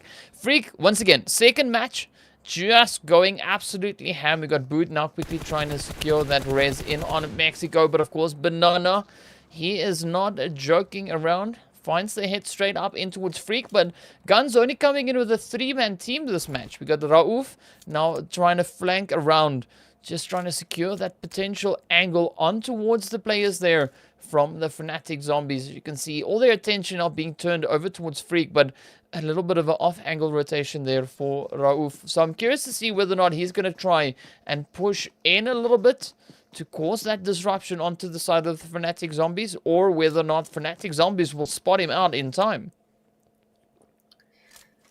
Hopefully Roof is able to catch one out. Otherwise, as we already know, Freak is going to be held at that tree, whatever hard cover he has, for a while now. It does look like two of them might be actually leaving off on the northern side, maybe to try and grab some sort of vehicle or just get into the zone in general, while the rest of the Fanatic Zombies are trying to hold out Freak. They know about where he is, but maybe losing interest now. They can't stay in the blue zone for too long, especially with the amount of meds that they have. I mean, you can see Raouf here actually has 7 first aid, so he'll be able to stay in there for a while, but definitely not an ideal situation. And speaking of not ideal situations, HOTLINE, they pulled up on that boat, and it looks like they're continued to be stuck there. I mean, GSG were able to take them out of that vehicle, and they're holding that coast so well that it looks like they weren't going to attempt to get up on land. But now it looks like Rex is leaving, and Arthur from Flare Loyal Team actually got the down and flush onto him, so that might be HOTLINE's opening to make it back onto land. I mean, yeah, that definitely could be quite the opening that HOTLINE was looking for. But I mean, beautiful, beautiful spray coming in there from Arthur. Now, of course, the players there from GSG down to potentially only one remaining player. As you can see him now just making his way through the compounds here, trying to move on back and forth. We'll just, for lack of better term, call him Mr. F. But here we go now. Speaking of Fs, the Fanatic Zombies going head-to-head with the players here from Raad. As you can see, Sadat and Co now moving in. Oh, quick and easy play there as Sadat and his team come so aggressively down on towards the players here from the Fanatic Zombies, and Bood being the last remaining player sent back. Beautiful showing. Raad now already catapulting themselves up to 6 points so far for this match. That was a really nice hold coming in through there. I mean, you gotta be so careful coming into the edge on Sanhok. You should already assume that a team's gonna be there. So, I mean, it seems like they're ready for some sort of a fight, but unfortunately got found out first. And it also looks like snipers. Wow, they also decided to go for a botation. HOTLINE, they are in fact coming up onto that land a little bit, so that's gonna force them out into the water as well. Now they're both in the same situation together, but snipers are taking a lot of blue damage during this. Yeah, and of course, fortunately for the snipers, they are not on that fast end of the zone. They are still managing to slightly stay ahead of it. Of course, well, at least Zahid and Klabj is managing to just get ahead of that blue zone ever so slightly. But of course, those health bars are dropping. They are also now needing to find their own breath aside from the blue zone and the potential threat of the teams who we have just situated down towards the south of them. So we can see, of course, the players there from Flare Loyal and HOTLINE now just looking about. Thanos once again on a stroll, just making sure that the water is clear, warming up his fingers along, getting that snap ready. Of course, the players there from Loyal also now taking up their position just to the south of them. But now we see that zone shifting further down south So the teams now need to start thinking about how they're going to get up in towards the zone. I mean, HOTLINE, they're still partially in the water, so it is going to be a little bit of a challenge, as Thanos is the only one running around on the land here. But, I mean, the snipers, they've managed to evade the blue zone for the time being. They've got 30 seconds left on the clock before blue zone starts closing in once again. And it is going to be the 4th phase blue zone. So it's not any from here on is where the damage really starts hurting that we see come in from the blue zone. But now the players here from Alpha, you can see Captain perched on a rock, just keeping a watchful eye. Galaxy Race is still going at it. We got Aways already getting knocked on out. Max now just moving in to quickly try and pull off that race. But now Alpha not disengaging just yet, hanging around, waiting to see if anyone else could be potentially rotating in behind them. S-Rod, of course, on that lovely island. MJ being forced to reload as he runs out of ammo. But, ooh, this is where positioning comes in once again. And, of course, Jody positioned phenomenally well. Finds those hits into the side of Ghost. And now I'm curious to see whether or not Alpha is going to try and send into that compound. Oh, a little bit of a back and forth on the vehicle. Actually turns out to be a little bit costly as Jody gets knocked out. But Galaxy Racer now also just jumping into the drink. Alpha Kaito holding on, trying to get up onto the race here with Jody. And I'm curious to see whether or not they're going to attempt that buggy rotation once again, as SCYTES now kind of knows where they are. Hopefully they'll be able to grab that buggy and pull up right underneath some sort of a ridge. And interestingly enough, honestly, iKURD, they had that little island. That island is inside zone, and Galaxy Racer are going to go ahead and take it for themselves. The majority of the land otherwise are, in fact, on this right side where we can see sites, where we can see RTG. And I believe the last time that a zone went around that compound where RTG had, it was the team in that compound that won. So maybe RTG is set up for a good position once again inside of this zone. But it already looks like RICO Infinity team has kind of made it underneath them as well, and a ton more teams are coming from absolutely every direction. At this point, I think there's going to be a lot of fighting, obviously, on the southern side already finishing up, and everybody on the west, they're going to have to try and run into each other before they're going to start swimming in that water. Oh, this is once again proving to be an exceptionally challenging zone, centering up over that waterway. So they're really pushing the teams here to their absolute max, where not only do they have to fight against each other, but also against the brutal shifts we see coming in from the zone. And once again now the zone shifting up into a very compromising position for many of these teams. I mean, we still have 14 teams left, 5 phases deep, and this is going to be absolutely crazy to try and find a decent position. You can see RTG already setting themselves up in that compound in the zone, and that is a really strong point. It's going to be so hard for the rest of the teams to find a decent positioning if they don't try to deal with RTG first. Yeah, but just like the last game that went in ahead and pulled up here was the compound team that won, everybody around them was fighting a lot, and it looks like that might be happening again. Everybody already focusing on each other, who they can hold out, and even HOTLINE slowly making a swim. You can see that RICO Infinity team is trying to hold them out, so even everybody on the western side are going to be holding each other out before they start swimming. So it's really detrimental for so many of these teams in RTG. Though honestly, RTG, the only bad thing that could potentially happen to them is that they don't get kills. You know, everybody else, they're in full fight mode.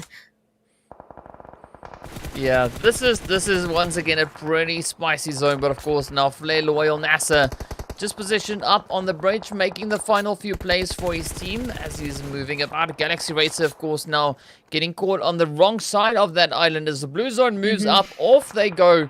Quite a bit of damage coming in already, but you can see Ra'ad there.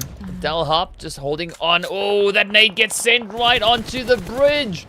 Did it do the job? I think it did, but Zaid now, oh, turning his focus on to the water, still trying to make the most of that blue zone play. Mr. Thanos there, positioned quite casually on his boat. El Chapo not spotting him just yet. That it could be such an easy kill. Come on, El Chapo, he's right there. Take the shot. I mean, of course, things working exceptionally well there for Thanos, being able to just evade the damage while hiding in the vehicle there. But of course now, as we move back on it to the land, we can see the players here from NASR not trying to set up their stronghold, trying to still find a way into that zone. As we can see the players there from SCYTES now quickly crashing on to the edge of the cliff line, trying to make, of course, Flame sends one down, trying to find a bit of damage. HOTLINE gets eliminated, but SCYTES, you can see Phobia is knocked. We got Razur keeping a watchful eye here. They're trying to inch their way up, but of course, stay as hidden as possible. Abood gets spots out there by Marshall. Down he goes, some nice plays, but of course now Flame starts to venture out a little bit further. Ghost picks him up, and down he goes now in turn. Beautiful change of aggression that we see coming in here from both RTG and the SCYTES. But RTG, they're still having to deal with so many other teams now pushing up onto them. That's definitely the difficult part of having the center compound. Everybody from everywhere around you, different direction, could start pushing at the same time. And Flame going down there, that means it's only El Chapo and Senke left. NASR Esports, I mean, Senke has to deal with an entire team by himself, while his teammates down to the southern side have to deal with one team right now, potentially two, as we can see the other person now starting to toss in some nades as well. The zone pulling even further down to the southern side. Senke, he needs to go on ahead and win this fight between NASR, but I mean, it looks like it's a little bit more doable because it's only Batika left. I mean, this zone is insane. 4 teams left, 7 players remaining, and of course, once again, that zone shifts down, up onto a compound. And already we see a team, the players here from RTG, managing to secure the compound. And I, again, wouldn't be surprised if they are able to pick this up. They're already sitting on 14 kills. I mean, Ra'ad sitting on 6 is still an absolutely insane performance nonetheless. But here we go now. NASR sends out Batika, trying to step up, picks up 2 knocks in the process. That, of course, being Senke and Flame. But here we go. El Chapo comes rushing in, casually strolling on by and picking up NASR in the process. But El Chapo now being the last remaining player for his team, now getting forced to make a decision, as we've got the players from SCYTES now rushing in. Oh, they pick him up so easy. Of course, no challenge, as he was so low on health. But now Ra'ad, Delharp just chilling, casually waiting. It's like, I know it's final zone. We're just gonna casually try and stroll over into the zone. Interesting plays though here, the physics. Molly's into water, bit strange. I would have expected maybe to get extinguished, but either way, fortunately for SCYTES, that is still a thing. It works, and Ghost now keeping a very watchful eye. They're waiting for Delharp to move, but Delharp, of course, now going underwater, trying to evade the damage for the time being, but he gets spotted. Oh, gets picked up, and there you go. Easy play for the SCYTES. No surprise to see them pick up that chicken dinner. Beautiful positioning coming in there from them. But of course, I mean, what a spicy match once again. Batika really changed that. Batika taking out 2 members of RTG there made RTG go on ahead and lose that game. So that just goes to show one solo could go on ahead and change the entire outcome of a game. We'll be able to take a look at specifically the points in that match after this short break.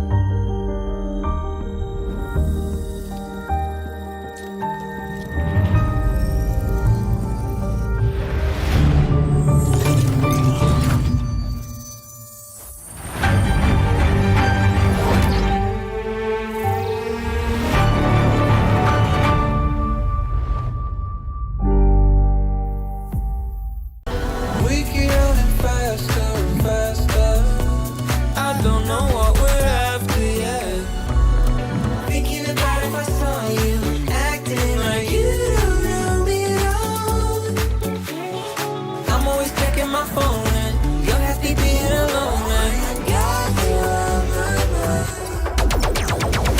You're always on my mind.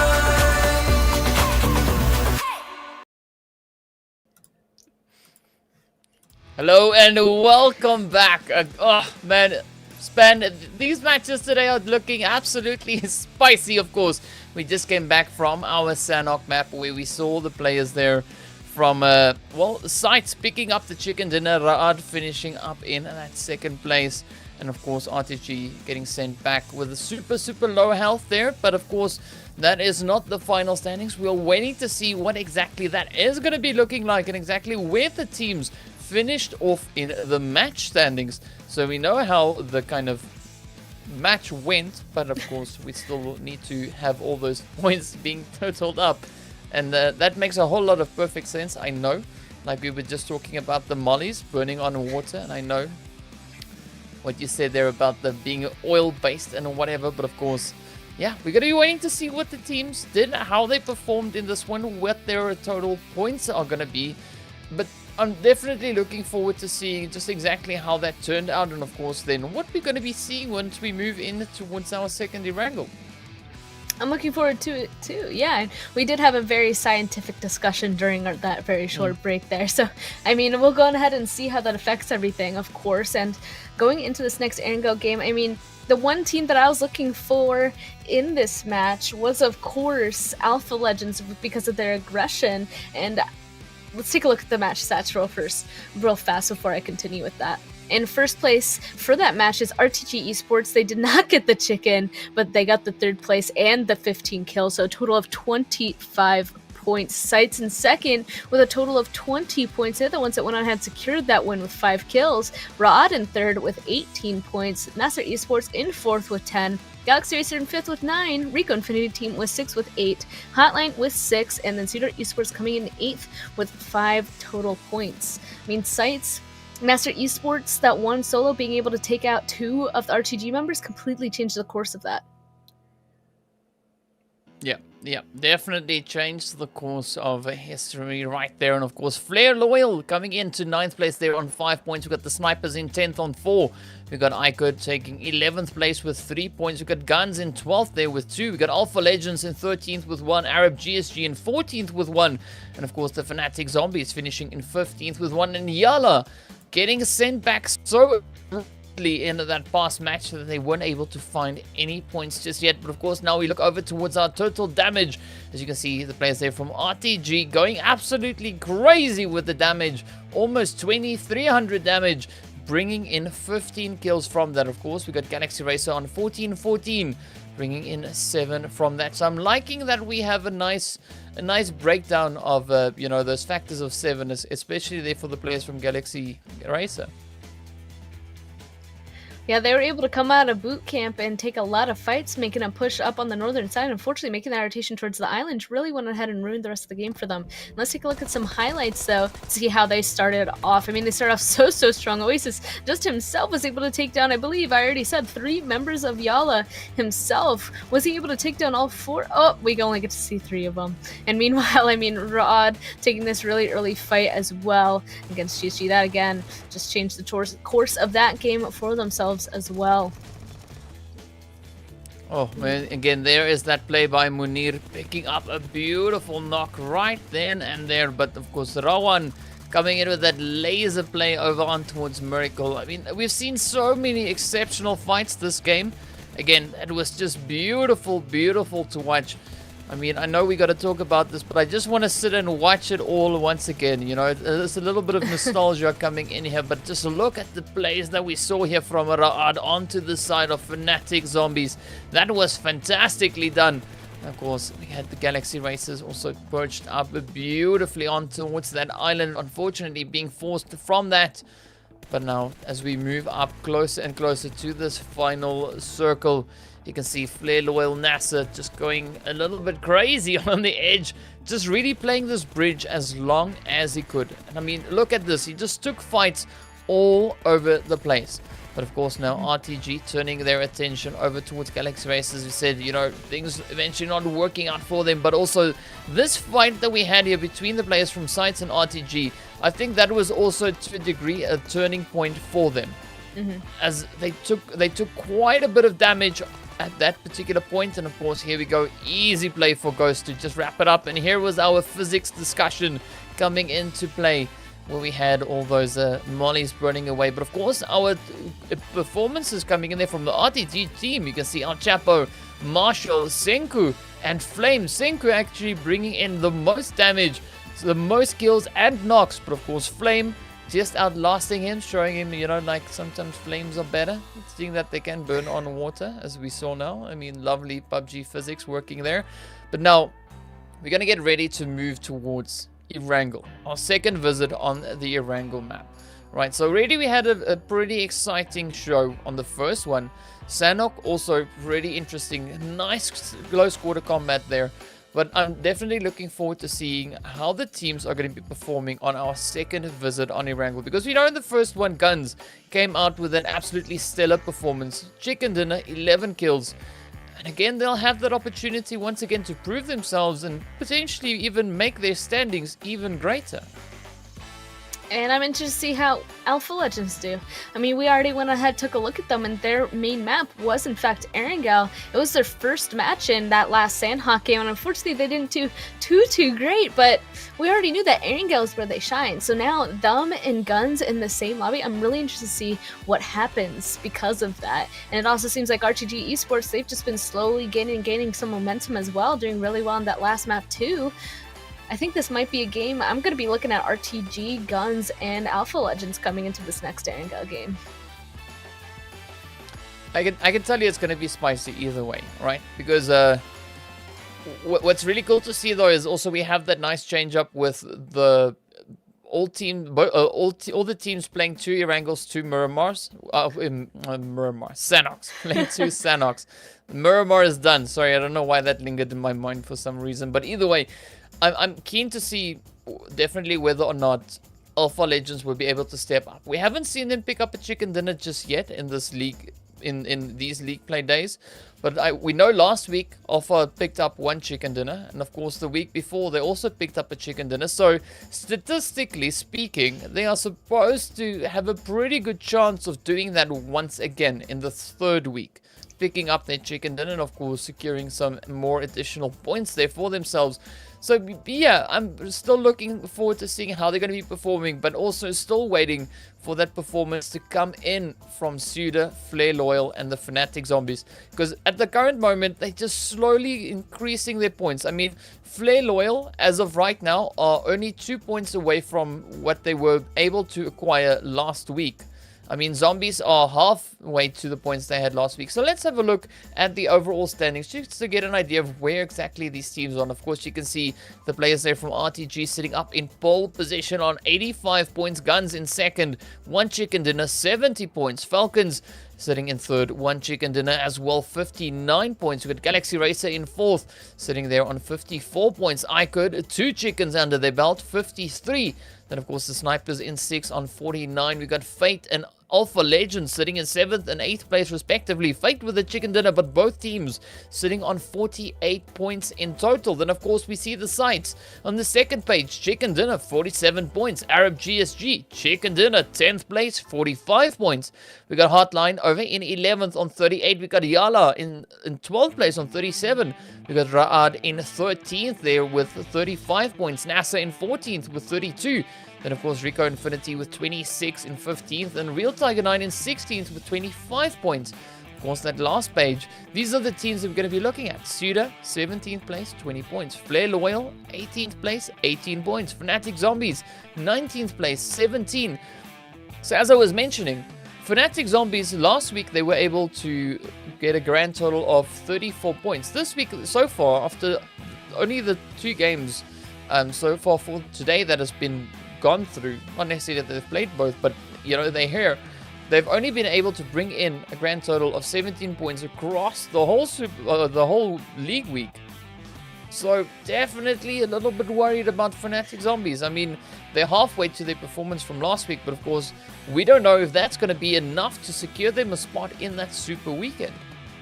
That's why this last Sanhok game, I was kind of secretly rooting for them coming in on the southern side of that zone. I mean, they ended up running into, who was it?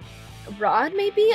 Fanatic Zombies just ran into a team on that southern side at one of those compounds and unfortunately got completely wiped in that situation. That was the end of it for them in that game. And I mean, they still do have a few matches left, but at this point, since they're in such a hard position, they really need to be getting good, consistent games in every single game. So hopefully that one game, it didn't go too well. Hopefully they'll be able to do well in the remaining ones that they have for some sort of a chance.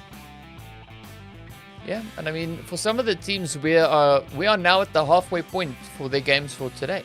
I mean, now going in towards Erangel, definitely that would be the opportunity presented to them to step up, to give that play, to give a dominating play, bring in a strong amount of points to try and secure their points just for this week so far. But yeah, I mean, looking at the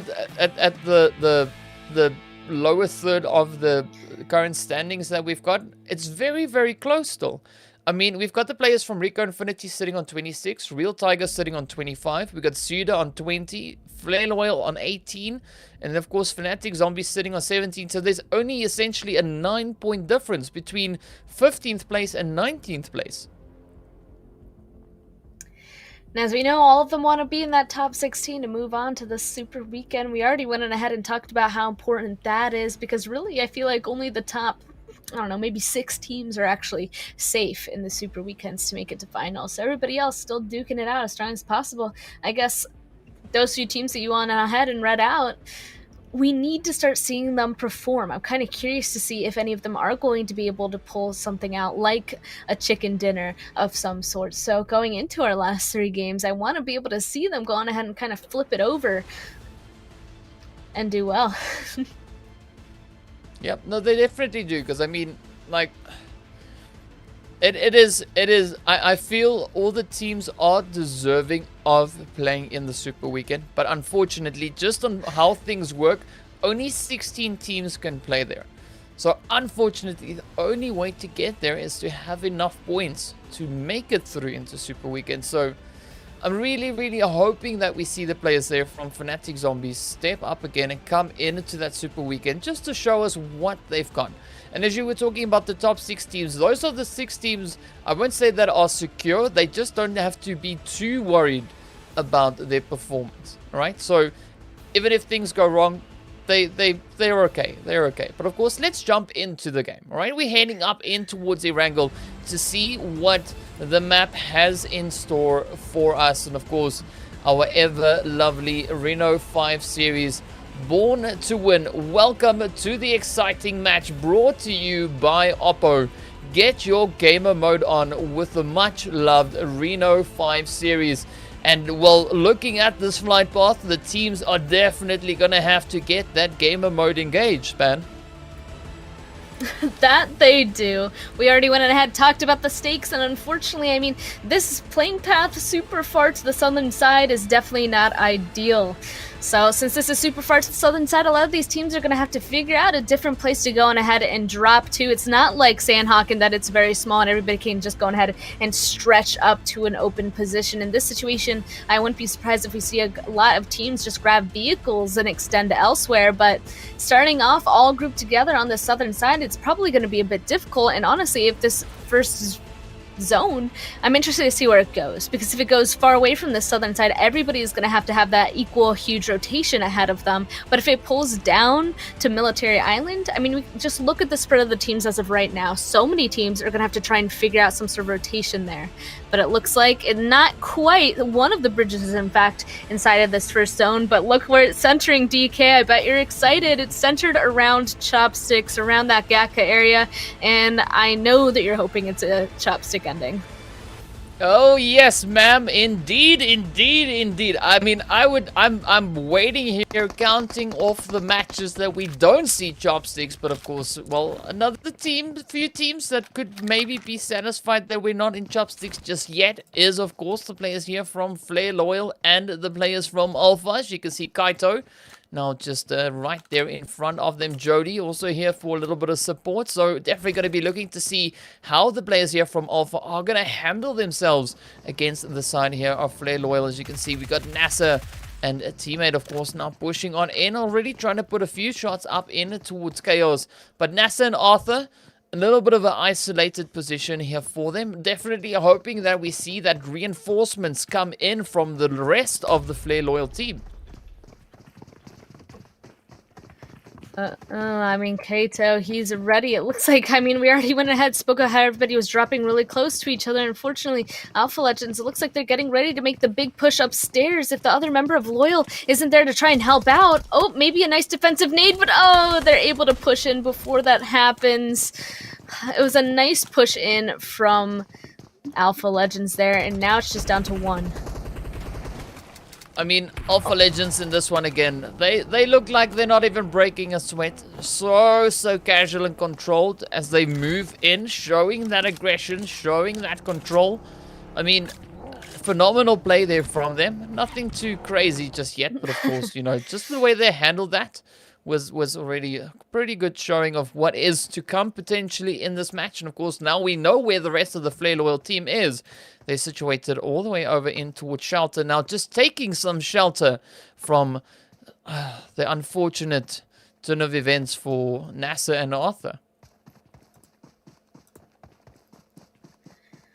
And as they keep going, I mean, just poor Flare Loyal, Flare Gun, and YWZ3, the last 2 members of them, definitely not something that they wanted to start off on, because as we know, we already went ahead and talked about them. They're currently in that 8th place position, and playing as a 2-man is eons more difficult than playing as your whole 4-man up, because obviously just the basic trades in a gunfight are completely different. You actually have to go on ahead and exceed just the 1 knock. You need to go ahead and get more. So I wouldn't be surprised if we see a little bit more of a passive, more hidden game from them for the rest of the game, because as a duo, you kind of need to play that way.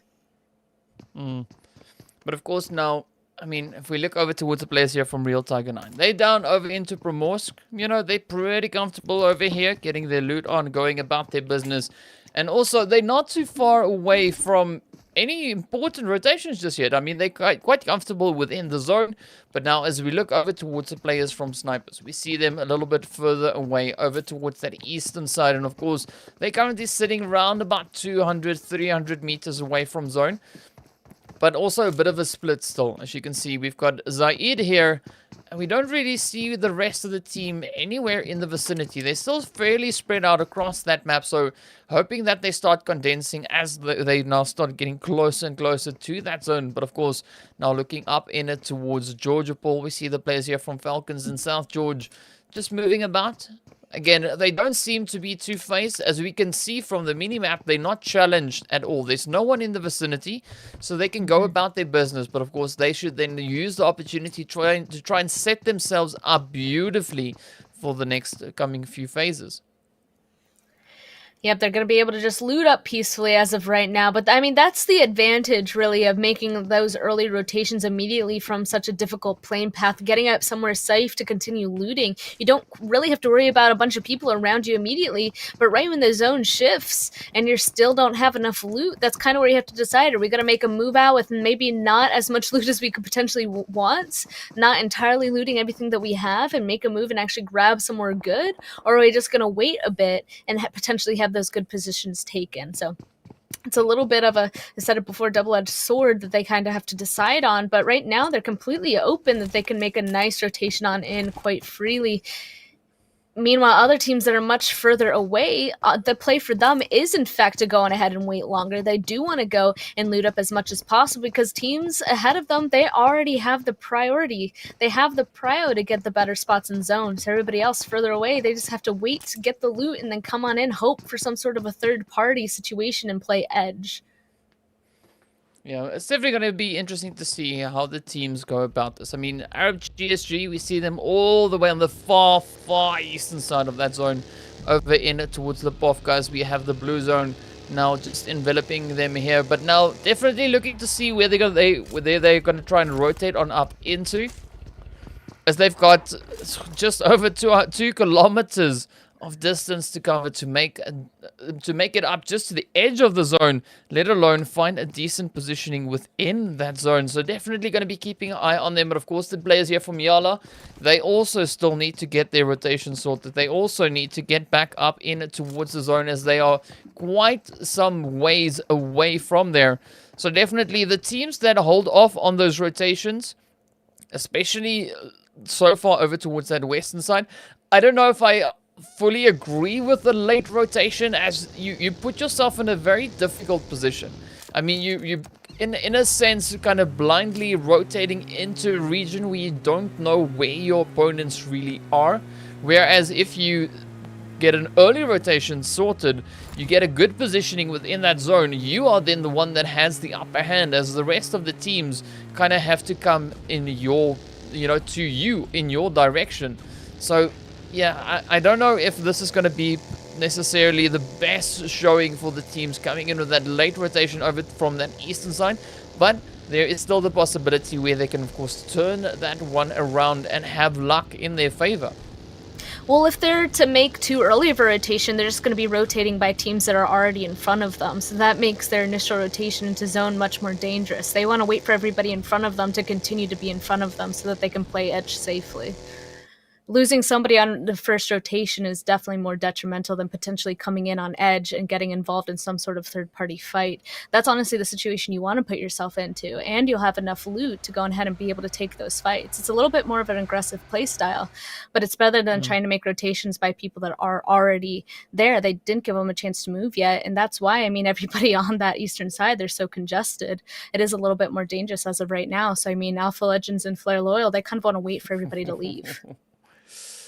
Oh, I mean, HOTLINE's already positioned in the place where I kind of hope the zone goes, but of course we'll see whether or not that happens. But yeah, the eastern side, as you said, it's already highly congested. So many teams making their rotations in, but of course now we look to see just how far up they're going to go. We saw the players there from the snipers already, they're waiting to see who's going to try and rotate past, as quite a big number of teams are still, pretty close to them. We've got the players here from Raad, of course, all the way still out in the blue over towards the eastern side, trying to find the most ideal approach back in towards zone. But they also can't linger here too long, as they need to get in. We've got about 40 seconds or so remaining on the clock.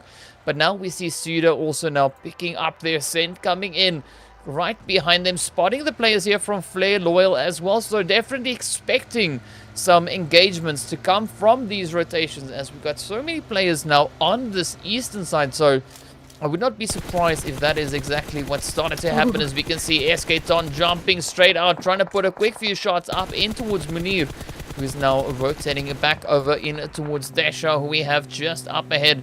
But a nice bit of a, call it a flex. I wouldn't say aggression just yet. That was a bit of a flex. It's like, you can try to rotate. I can still see you. It's like, I'm a smoke up your vehicle, and best of luck then. Just making it so much easier for any of the opposing teams not too far away. But yeah, definitely a challenging play. I mean, you can see Desha also taking a bit of damage. Not quite sure from what, because we don't really see anyone else in the nearby vicinity. So yeah, we're really waiting to see where these rotations go. Looks like right now they're kind of just committed to going a little bit more from our northern rotation, and they got to just commit to that at that point. They can't go straight on in. I mean, they saw what happened when they tried going straight on in. There's just way too many teams, so maybe taking a little bit of an extreme. While they'll be in a vehicle for longer and they won't have as much knowledge coming into the zone, they might be a bit safer coming in on that north. Meanwhile, smack dab in the center, Galaxy Racer are able to grab the compound directly beside Chopstick, and they have neighbors. Fate decided to pull on into these compounds as well, a little bit closer to Chopstick too. I mean, I'm going to be interested to see if Galaxy Racer or Fate Esports end up pushing each other. But what I also noticed is we had HOTLINE here, and they are not here anymore. They are obviously rotated elsewhere, so it's definitely going to be interesting to see where they could have gone. But yeah, I agree. I mean, looking to see whether or not Fate and Galaxy Racer are going to try and take engagement with each other. That could be quite interesting to witness, as we know, both these teams, they have the ability to flex a little bit with the performance side there. I mean, Fate currently sitting up in 7th place. We got the players there from Galaxy Racers sitting in 4th place. So, and there's also not a lot of points difference between the two. I mean, only like, what, 11 points. But of course, now jumping over to Alpha, a team we've been waiting for to step it up and just show us what they've got. Already perched there, firing off a quick few shots. And of course, Ra'ad now also still continuing on with their rotations. YaLLa, once again, up ahead. So a lot of these teams now just leapfrogging their way back up in towards that phase. As you can see the zone shifting down in towards Quarry. So this is going to be quite the interesting terrain for these teams to be fighting in. I'm honestly excited for it. There's so many differences in the heights and terrain in Quarry that it's going to be a lot of dynamic fighting that we're about to see, especially because Quarry is very out in the open, everything around it. There's a field up to that northern side. There's some hills over to its east, but so many people are going to have to make a rotation up into that mountain that it's going to be a bit chaotic. And we can already see it starting here. Everybody trying to now come down into this zone, just a mad dash to grab the best positions. And it's going to be a lot of shooting back and forth. I love how the players have zero concern about their own health. They try to get out of that vehicle as quickly as they can, regardless of what the vehicle does to them, or even that, you know, the disembarkment of the vehicle. But of course now, it is so funny to see. But now we jump up into the fight here between Ra'ad and Alpha, as we see quite a few bits of damage already being done onto the side there of Ra'ad. Alpha looking pretty decent, sending up those utils. Oh, moving the vehicle out of the way. Excuse you, me. Nice show of confidence coming in here from Alpha. But of course, you can see Kaito now starting to rotate on up. Oh, beautiful nade. Oh, Jody comes flying through the smokes, trying to pick up a knock. Of course, Captain comes rushing in. Alpha Legends looking so confident. Wow.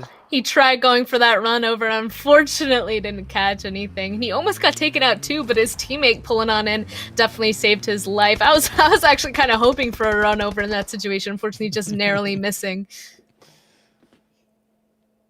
Oh, yeah. I'm really, like I told you, I'm excited for today, and like, no lie, no cap, that is 100% the truth. As you can see, even the teams, they're playing completely different today. They realize what is at stake, and they realize what they need to do to get into that last super weekend. And of course, now the snipers held up right here between the players from RICO, Infinity, and SUDOR. And of course, already we see that knock coming in towards track 2, or we saw the knock coming in towards track 2. Now, of course, looking to see whether or not the players there from RICO, Infinity are going to try and just sneak on up, come in with one of those third parties, and it could actually happen. As you can see those triangles, as you would call them, pointing this way already. They hear the engagements, they hear the fights, but of course we still have Fate just hanging around right there behind them. So definitely a trying position, especially here for the players from SUDOR.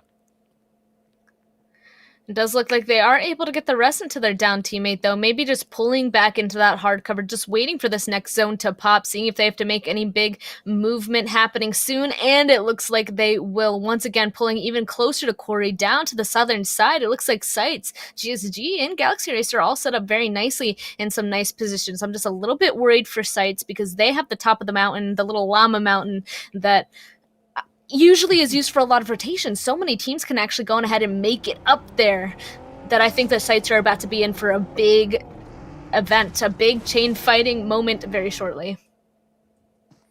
Yeah, that is of course what we're hoping for. We're hoping to see those chain fighting moments come on through and have absolute chaos just erupt on the map. But now we see chaos. Speaking of which, you know, succumbing. Down goes Chaos. Captain bleeding out that blue zone. Of course, doing the damage.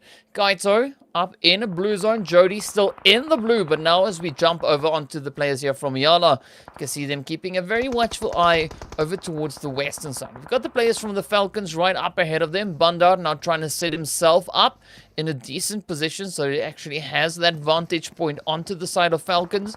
But of course, it's going to be a tough one to actually execute, as we got so many teams once again in the vicinity. We got Real Tiger 9 just up ahead.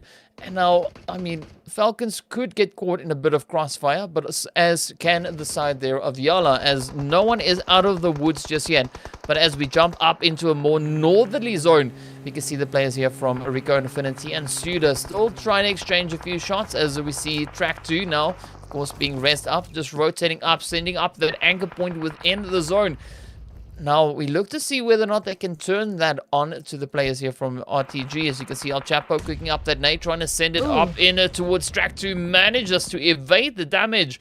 SKTon, of course, knocked out right there behind him. So it is going to be a bit of a tricky exchange here. Ooh, YaLLa gets eliminated, but of course now Track 2 still continuing. El Chapo continuing with the efforts. And I'm liking that rotation, that off-angle rotation coming in there from one of the SUDOR players. So definitely looking to see whether or not that will be working out. But of course, an absolute bombardment still coming in. Track 2 actually gets picked up as Eagle just soars in and finds the head. Now let's see, will Senke be able to seal the deal and claim these kills though? Because that was coming in from Real Tiger 9. Alright, finds one, finds two. Senke. What a chap. What a chap indeed. Now, I'm a little bit worried because Safe is now the last one up for SUDOR. SKTon slowly bleeding out above him. We can even see another team rotating in on behind him. He's now a solo that honestly his back might be completely open to that new team moving on in. And RTG, I don't think they're going to make a move over towards him at any moment. So kind of curious to see if that solo is going to be a huge catalyst or get involved in something big shortly with two big teams on either side of him. We'll just have to wait and see if either of them kind of venture too close. But meanwhile, it looks like the majority of these teams are coming in on the southern side, that southeastern side. We can see snipers shooting down at Flare Loyal and Alpha Legends as they're both sharing the same compound as of right now. Oh, come on, come on. Oh, nice. Picks up the head. Alpha Legends now turning up the pressure. Jody taking a little bit of damage. Not enough though. Jody is still up and at it. Flare gun. Now, just trying to survive as long as possible. We got the sights just up ahead. So this is going to be a tricky angle for Flare gun to survive in, as he is the last remaining player for his team. And of course, so many players in the vicinity. One false move, and that could be the end for the side of Flare Loyal. So definitely looking to see exactly how Flare gun will be able to handle the situation. But right up ahead, you can see the players there from HOTLINE as well as GSG. So things are starting to heat up. As you can see, Zaid there now getting fired at here by Kaito. Spotting out that angle, but of course not managing to follow through with the knock just yet. We got a HOTLINE still just hanging about, lurking over towards that western side. So a lot of points of contention coming in between these teams. So definitely looking to see how they are going to cope with this HOTLINE. And GSG, of course, as we mentioned, they're now positioned over in towards Quarry, side by side. But Galaxy Racer now also just right there north of their position. So, I mean, GSG and, of course, the players from HOTLINE, this is a really tricky angle to be fighting from. It really is. I mean, they're inside this next zone, so they can chill out. It looks like they will at least spot out the last one from Flare Loyal team as well. They're going to be eliminated. Same as SUDOR immediately afterwards. It looks like this fighting on the edges has finally started popping off. I mean, HOTLINE and GSG, they're going to have to start pushing soon, and I'm interested to see what's going to happen right when that purple team over there on that western side gets involved as well. At this point, I feel like Galaxy Racer does have a huge opportunity to capitalize on these fights as they happen, but they just need to go and push over that hill as soon as possible. Meanwhile, GSG, and I mean, they're just going to be waiting inside of these compounds as of right now. Yep, they're going to try and survive as long as they possibly can. But now, this is where Rex, once again, he is cooking up those nades, sends it over towards Amir. Let's see whether or not, or Omar rather, let's see if he'll be able to pick that up. But of course now SCYTES and the players here from RICO Infinity doing a little bit of a dance up in the smoke, some smoke dancing coming in as Razur starts pushing up, applying the pressure, coming in, trying to flank around, but of course, oh, the SCYTES now just engulfing the players here. Oh, not being able to find the spray, but finally they pick it up. Sends RICO Infinity back into the lobby. Some beautiful shots coming in there from SCYTES, but of course now Phobia needs to quickly try and get that res back up on towards Abood. As we can see, the team now coming back up into fighting form. The Falcons now holding up as they're getting pushed by Galaxy Racer, and they hold their own, sending them right back. Real Tiger 9 also got sent back, but Snipers now right here on the side of Alpha. As now we see Klabj and Zaid, the two remaining players. Alpha, of course, out in the blue zone. Jody trying to heal the blue, but doesn't win the fight. Blue zone is deadly and potent as ever. That zone, of course, shifting over towards the eastern side. So, an easy position for both these teams. They don't need to worry about the rotations, but they need to worry about each other. They need to kind of wrap this fight up. Alpha already sitting on 9 kills. So again, a really strong showing there from Alpha. And of course, now we wait to see exactly how this fight is going to go between GSG and HOTLINE. Oh, no, Rex gets knocked out. Mumbai steps up, gets a double whammy right there, picks up 2 knocks. Of course, now Thanos gets in the vehicle to try and rotate away. Up comes yet another Molly. And oh, come on. Not finding the point just yet, but of course, beautiful play coming in here from HOTLINE. Yeah, but I mean, the zone shifted away. It was the time to make the move. Really nice util being tossed in from HOTLINE. And honestly, I thought FalconsEsport, the team up on the northern side of them, I thought they'd have a little bit more of a play coming into the fights below them. But as we can see, it looks like RTG and a bunch of teams are actually taking shots at them. So maybe they can't go ahead and over-peak it entirely. So HOTLINE, it looks like they are going to be able to move into that more of a power position on this one. But they do have to venture into a zone that a bunch of teams have already set up and fought for. HOTLINE actually looking towards Falcons as of right now, just continuing to try and hold them out, and very shortly they're going to have to worry about GSG as well. Yep, this is far from easy. Oh, Thanos now once again. I mean, this guy, he's been warming up his hands today. Just look at that. Absolutely phenomenal play. Picks up a beautiful vehicle explosion there with the teamwork coming on through. And of course, we're looking to see exactly how they're going to try and play this one, as we got Moltu now taking a little bit of damage. Now it is all up to Thanos to make those final few plays. Falcons never alone, now feeling pretty alone as he's running around. Oh, Arab GSG gets eliminated. Oh, man, that was tough. Falcons get sent back as well. 4 teams remain the sights now, turning their sights onto the side of RTG. But, of course, look at those points. RTG already sitting on 9 sights, sitting on 5. Snipers sitting on 5. And HOTLINE sitting on 3 points as well. But here we go now, sights. Trying to send all the utils they've got in their bags. I'm surprised they're not throwing their bags down there over towards RTG. But, of course, now Flame finds a little bit of damage. Senke now just up ahead, cooking up that nade. Almost runs into the one that just got sent on over there from Mabood. But of course, El Chapo now keeping up the front line there. As we jump in towards Zaid now. Just casually chilling. Oh, they managed to find that first knock. As Senke sends the one on over. El Chapo now getting ready to push on in. Flame is knocked. So it is a 2v2 as we've got a player knocked on either side. Flame now getting knocked out rather there by the blue zone. That zone shifting up once again. A few seconds remain on the clock before these teams need to get their butts back into zone.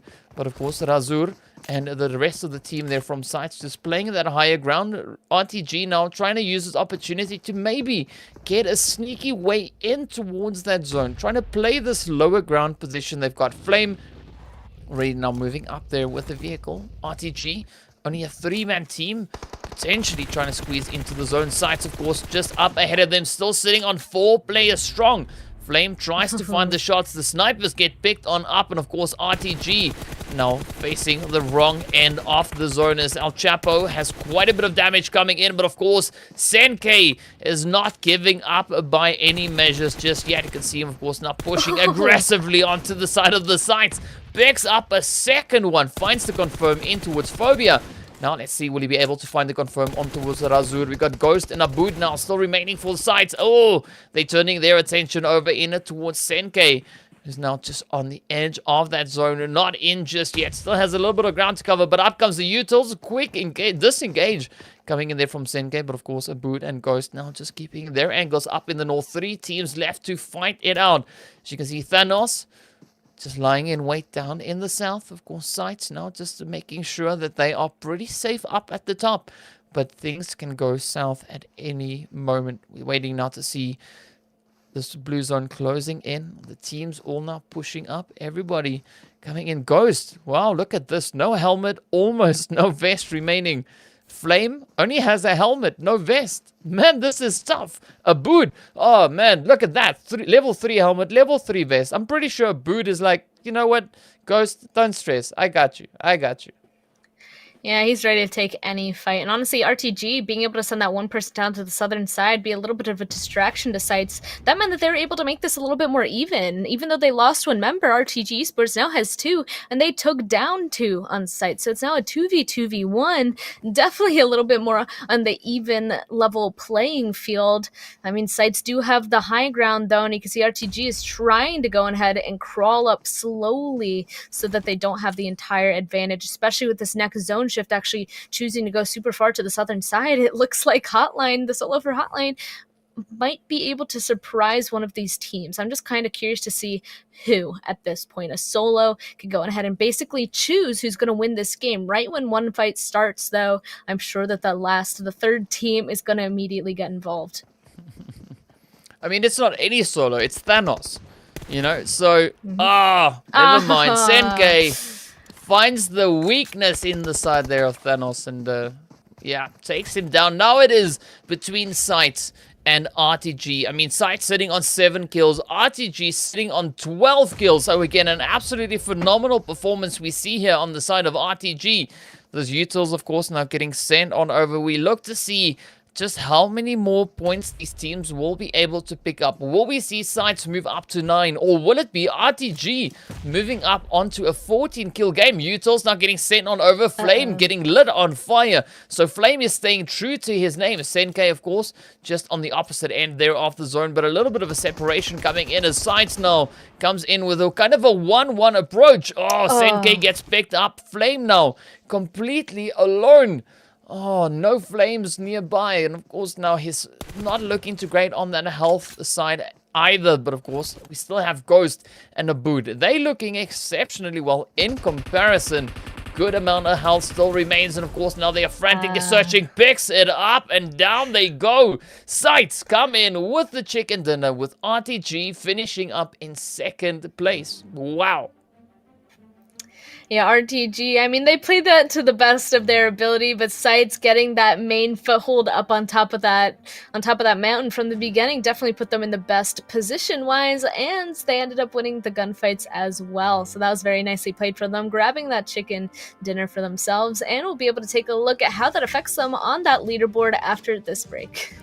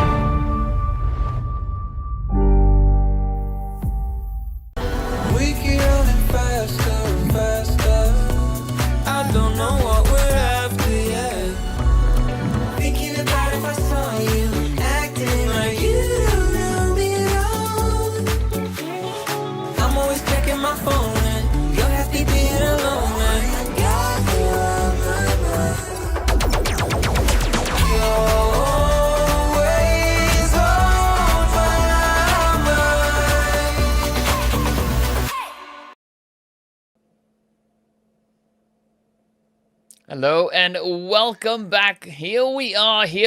We just came back from an absolutely insane Erangel match. That, of course, being our third match of the day. We got 2 more to go, but in this last match, we saw the players from SCYTES and RTG going head-to-head in that final zone. An absolutely phenomenal performance coming in from both these teams in this match.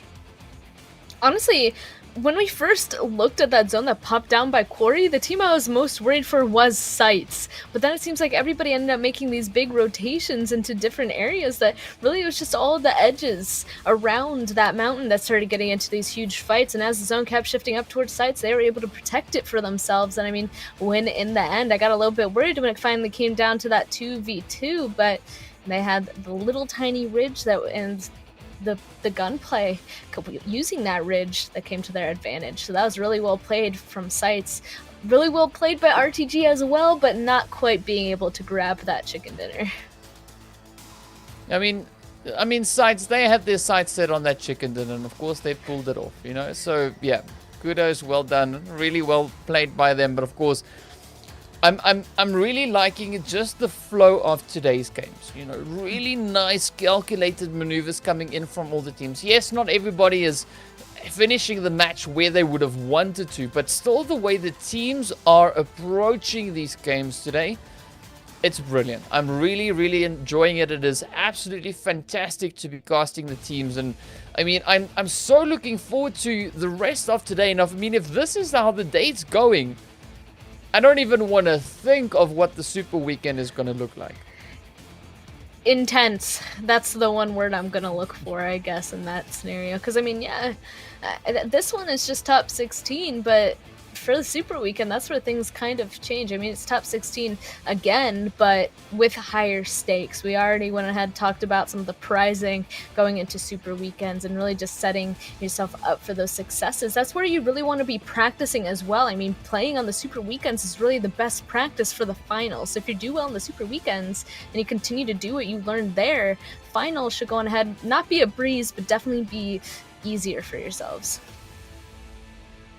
Yeah, and I mean, it's definitely the place to be is in the Super Weekend, which of course then gets you a spot in that finals if you are one of those top 16 teams overall. So definitely quite a bit of work that goes in for these teams to find it all the way through into the finals. So absolutely insane plays that we've of course seen through the weeks and matches leading up.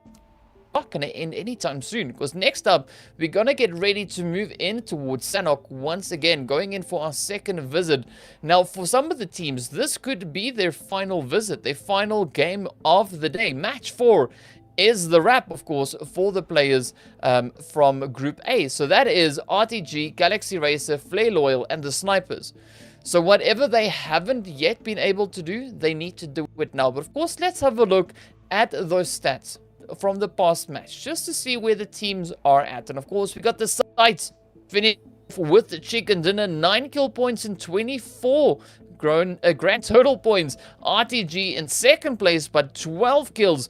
Also then on 24 points. We got the Falcons over in third on 16. We got a HOTLINE in fourth on 13. The Snipers also sitting on 13 points over in fifth place. Alpha Legends up in sixth place. Nice play there with 11 points and 9 kills. Of course, Arab GSG sitting in seventh place on 4 points. And Real Tiger 9 sitting in place with 3 total points. So it's been a tough game for some of these teams. But either way, like, I'm still how they are in the match. It looks like this match was also a very top-heavy game, both the SCYTES and RTG Esports being able to grab 24 points each. And RTG Esports, I just realized, I think this might be the next game in a row that they've grabbed that top 3 spots, but were unable to go on ahead and get the win. And as we know, that's important in the Super Weekend. If you get the chicken, you get a piece of some prize pool. And also, of course, that gives us an idea of how finals are going to go. Same with the MVP award. And what was not shown, the end of that leaderboard, it was then Galaxy Racer, SUDOR Esports. Actually, I think we might go on ahead and take a look at this now. Do we have a graphic? Yes, we do. There it is. Galaxy Racer coming in 9th place with a total of 2 points. Then SUDOR Esports in 10th with 2. Then RICO Infinity, Fate Esports, Flare Loyal Team each being able to grab 1 point apiece. And then YaLLa Esports and Ra'ad coming in with 0 each. So, again, I already mentioned it, very top-heavy game. It seems like both the top teams grabbing 24 points. All these teams at the bottom, some of them, if you read the name, are some of the teams that we've been concerned about this entire time. And some of them you already went on ahead and read off. This is their last chance to go on ahead and get in the game. But this last one, we can see that SCYTES able to do 1991 damage, 9 kills, but it's actually RTG that was able to grab the most kills with 12 with 1875 damage. And then, of course, you can't discount the team there. Oh, with what was that, 10 kills and the second most amount of damage there, smack dab in the center. It looks like there was a lot of damage actually that went out from multiple teams this game. Yeah, and I mean, and again, I just, just to reiterate what I've been saying is like, I'm super impressed with them. And of course, speaking about being impressed, we're going to look at the highlights from this last match, just to look at some of the plays that stood out as we went through this game. And of course, starting things out, Alpha Legends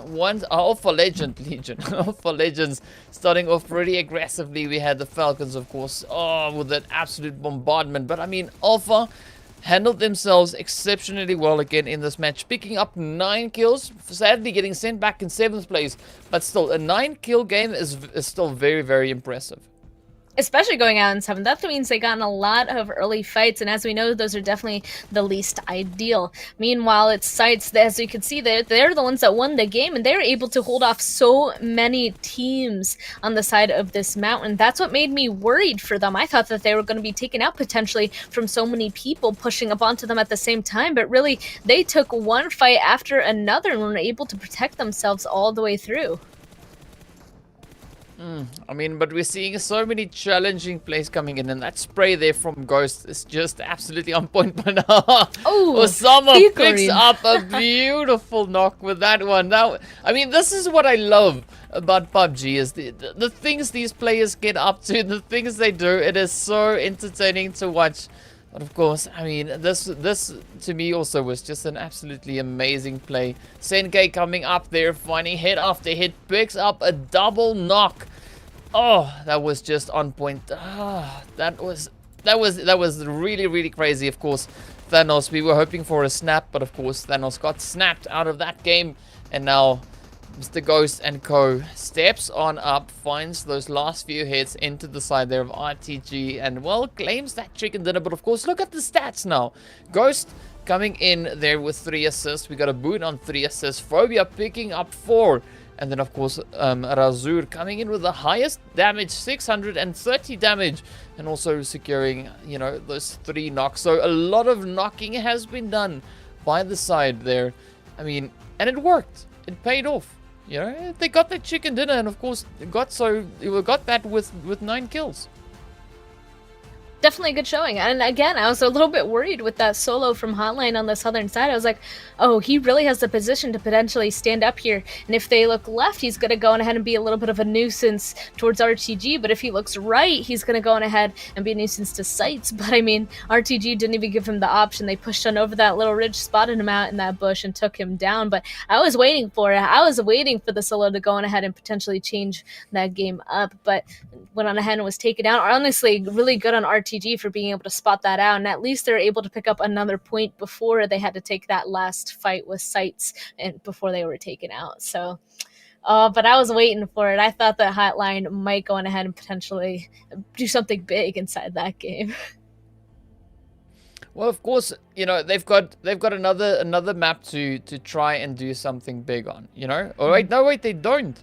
Not this next one. Because the next one, YaLLa, Ra'ad, HOTLINE, and SCYTES won't be playing because they're going to be sitting it out, as it is now that last matchup for the players from RTG, Galaxy Racer, Flare Loyal, and the Sniper. So, yeah, and of course we now have the players coming in just to have a few little look of, just how the Falcons, we've been seeing a really strong performance coming in from the Falcons, right? But of course, if we compare that against what we see from Alpha Legends, you can see Falcons looking a little bit stronger there with regards to the damage that they've been doing. As you can see, it's 1900, and of course then they come in with those kills. 6 on the side, 10 on the side there of Falcons, 9 on the side of Alpha. Then we got the knocks being 11 and 8, and of course those headshots coming through as well as then the health being recovered. Falcons not recovering as much health there as Alpha Legends, but of course we saw that it's a little bit more aggressive at times, you know, putting themselves into those positions where they are then, you know, kind of receiving a few more hits coming their way. So it kind of makes sense to see the stats looking the way they do. But definitely going to be curious to see exactly how that will then translate once again back up in towards Sanhok, because we're moving back there. So whatever the teams feel they need to kind of try and make up for, this is going to be that opportunity. As we know, Sanhok is the map that lends itself to aggression. It lends itself to those third parties. And it's a map where sometimes it is a little bit easier to find more kills. And I mean, this last game, Falcons, honestly, I hope that they were in a position to hold out a bunch of people below them inside quarantine. Unfortunately, they just weren't able to do it. So going into this next game where it's very aggressive, I want to see that from them. And Sanhok, I think, is the perfect terrain. But first, let's take a look at that overall before we go into our second to last game. Our last game, actually, for Group A. We can see RTG Esports grabbing that first place position with a total of 109 total points. And then a huge jump down. Second place is Falcon Esports with 75 points. It's a huge gap that RTG went on ahead and took. SCYTES now jumping into third with 71 total points with those 2 chickens. GUNZ Esports will be in fourth with 70. Then the Snipers in fifth with 62. Alpha Legends with 59. Galaxy Racer coming in seventh with 56. And iKURD Esports, the other team, with 2 chickens, in eighth with a total of 53 points. So it looks like, honestly, RTG Esports, even though they haven't won anything yet, I pointed it out before all the games started, they're still able to go in and get a lot of placement points from getting high up on the board. Yeah, definitely they've been pretty capable here. And of course, looking to see how that will go in the next match. As we now see the players from HOTLINE sitting up in 9th on 51. We got Fate in 10th on 49. Arab GSG in 11th on 49 as well. We got YaLLa in 12th on 37. We got Raad in 13th. With 35, we got NASR in 14th with 32. We got Real Tiger 9 sitting in 15th place there on 28 points. And then, of course, RICO Infinity sitting in 16th place on 27 points. It's a bit strange, not gonna lie, to see RICO Infinity sitting over there at the current moment in 16th place, you know. But of course, they are only 5 points ahead of the players there from SUDOR Esports. So we have over in 17th place on 22, Flare Loyal sitting in 18th on 19 points, and Fanatic Zombies sitting in 19th place on 17. So I mean, just looking at how the teams are faring at the lower end of that leaderboard, they're having a hard time today. And I mean, it's not because it's anything to do with them. It's just how difficult these games are going up against the competition. It's really tough competition. Oh, it definitely is. We already talked about that. I mean, everybody at this point, first of all, they're all here for a reason. And second of all, now that we're in the third week, the second day of the third week, all of these guys have played against each other so much at this point that they should have each other down, know exactly where each other drop and do their specific rotations, what they like to do and how they really play. Like, it is at that point where everybody should really know how each other plays, and it just comes down to just getting yourself in that just a little bit more of an advantageous position. So all these teams definitely just duking it out. I'm a little bit concerned. You already went ahead and pointed it out. RICO Infinity team being in the place they're at 16th place is a little bit concerning, because I feel like they've been up at the top fairly frequently. That's where they usually are. And those last 3 teams, at what point do they not have enough points and enough games left to go on ahead and qualify? As of right now, I'm definitely concerned for Fanatic Zombies coming up in that bottom spot with a total of 17 points. The only thing, though, is that the team in that 16th place spot, the spot that you need to qualify, is only 10 points away. And as we know, 10 points are definitely achievable. The Fanatic Zombies just need to do really well in these last 2 games to meet that and overtake it as well to be safe. It's going to be hard work either way. I mean, as we've seen through the previous matches, the previous 3 matches, you know, things have already been pretty tough for the teams. I mean, the results are pretty evident of that. So if they're able to find that confidence, find that kind of switch to flick in their head to say, you know what, this is the match where we step up. This is the match where we prove that we can get into that super weekend again. I mean, that's going to make for an amazing play. All right, so I'm really keen to see just how these teams are going to step up into this match and whether or not they'll be able to pull themselves out of that relegation slot. But of course, we're going to be jumping into Sanhok now to see exactly what that flight path is going to be bringing us, what these teams are going to be doing, and of course, exactly just how much of that gamer mode they can engage with the Reno 5 series. Born to win. Welcome to the exciting match brought to you by Oppo. Get your gamer mode on with the much loved Reno 5 series, and what a fairly pleasant flight path that is on the Sanhok map.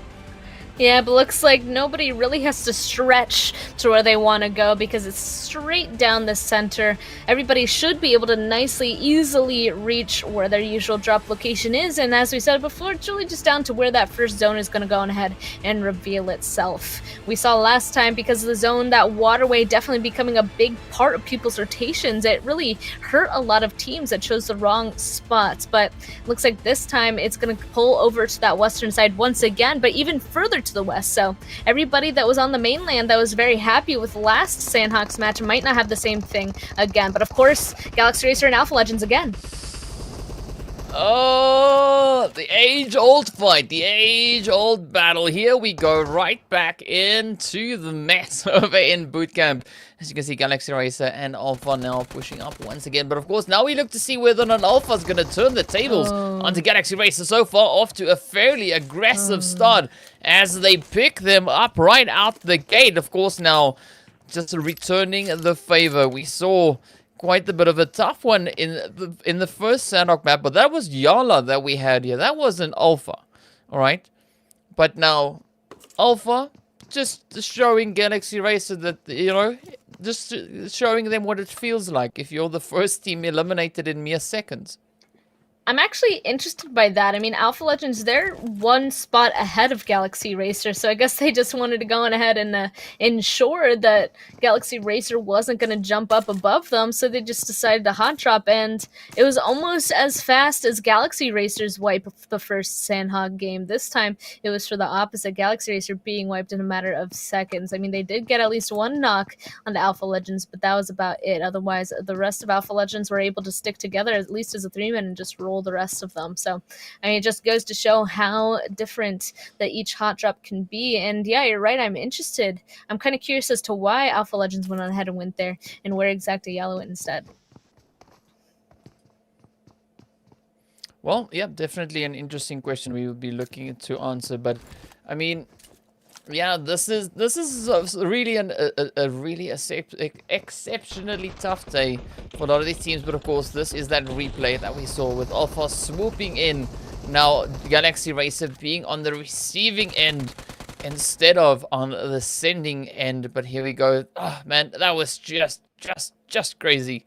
And of course, the SUDORs here over in towards Tambang, making their way around, heading a little bit further up through the zone. Just going through their loot phase. Of course, you can see them now spread out for the time being. But as we jump all the way down in towards a more southerly angle, we can see the players here from GUNZ. And iKURD Rawan just lying in wait, deciding to rather put a shot in towards Freak before Freak finds the shot in towards him. So good play there from Rawan. And that was a really nice grab for them. I'm used to iKURD being directly underneath the boot camp to the southern side, but it looks like Rawan at least kind of shook things up, going more closer to one of the coasts, and was still able to go ahead and grab at least one kill onto GUNZ. So GUNZ, see Hamidi already looking that direction, definitely not happy. Not happy whatsoever that one of his teammates was taken down, but Rawan just going right back to being a little bit quiet, seeing if anybody else from GUNZ is going to show themselves. Yeah, but Rawan had that was like kind of a ninja mode that he had engaged there. Just surprising one of the players there from GUNZ, and it worked out. I mean, we can see Ragnarok here from Fate also now just rocking it out up on top of this boulder here, keeping a watchful eye. So this is going to be an interesting one because we've got Hamodi off in the distance. We got Rawan caught in the warehouse there, and of course then Ragnarok moving in. So Rawan could be waiting for Hamodi to move in. You can see he's keeping a watchful eye there. He's not suspecting anything. So this could definitely be super, super interesting. But of course, the rest of the iKURD team, we see one of the players out in the water. So, yeah, things looking a bit strange here. Everybody is everywhere. I agree. And it looks like Hamadi did spot out iKURD, though. All of iKURD now pulling up around this area. This is a weird 3-team far away fight, and it looks like Hamadi. Oh, he almost got the knock under Ragnar there. It's a beautiful spray, though. I mean, trying to put a spray in over that distance, it's quite a challenge. I mean, Hamadi just doing such a huge amount of damage onto Ragnarok there. But the Rawan now realizing that he's getting caught in a bit of an uncomfortable sandwich here, as we got Hamadi on the one side, Ragnarok on the other side. I'm definitely looking to Rawan to see how he's going to try and escape from this one.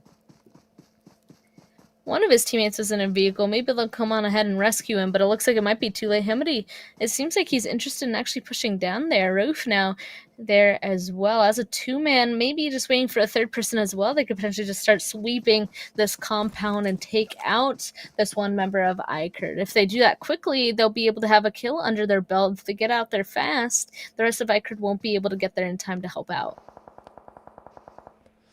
Yeah, so definitely a lot of strategy needs to come into this as we see, Rawan now getting picked up by the Ragnarok. Oh, spots out a Hamadi, tries to get in that long-range spray. But of course, has one shot rather fired up in his direction. Rauf now coming in for the rest. Oh, rather for the first there. My bad. I thought it was the same team. Turns out it wasn't. Well done there to Rauf, though, for picking up that kill. But, I mean, this is, again, a very interesting zone. Looking just at how spread these players are. I mean, we can see they're not in zone. As we know, the zone is over towards the western side. So definitely a very interesting play coming in from some of the players here. Seems like they're just deciding to, just try and grab as many kills as possible before they make that initial move. And it looks like the rest of iKURD, one of them at least, is just grabbing a boat and making a move. I'm a little bit surprised because I feel like we see boats get shot at quite frequently and they have to jump out immediately. But GSG not looking in the water, not quite close enough to take shots at them. That means that iKURD is going to be able to successfully accomplish that, while Rex and the rest of them are still occupied watching the northern side, but on the land, not the water. And that is sometimes... I mean, you kind of have to low-key keep an eye on that waterway, as we've seen many teams, you know, opting for those water boatations. You're coming all the way around on the outside.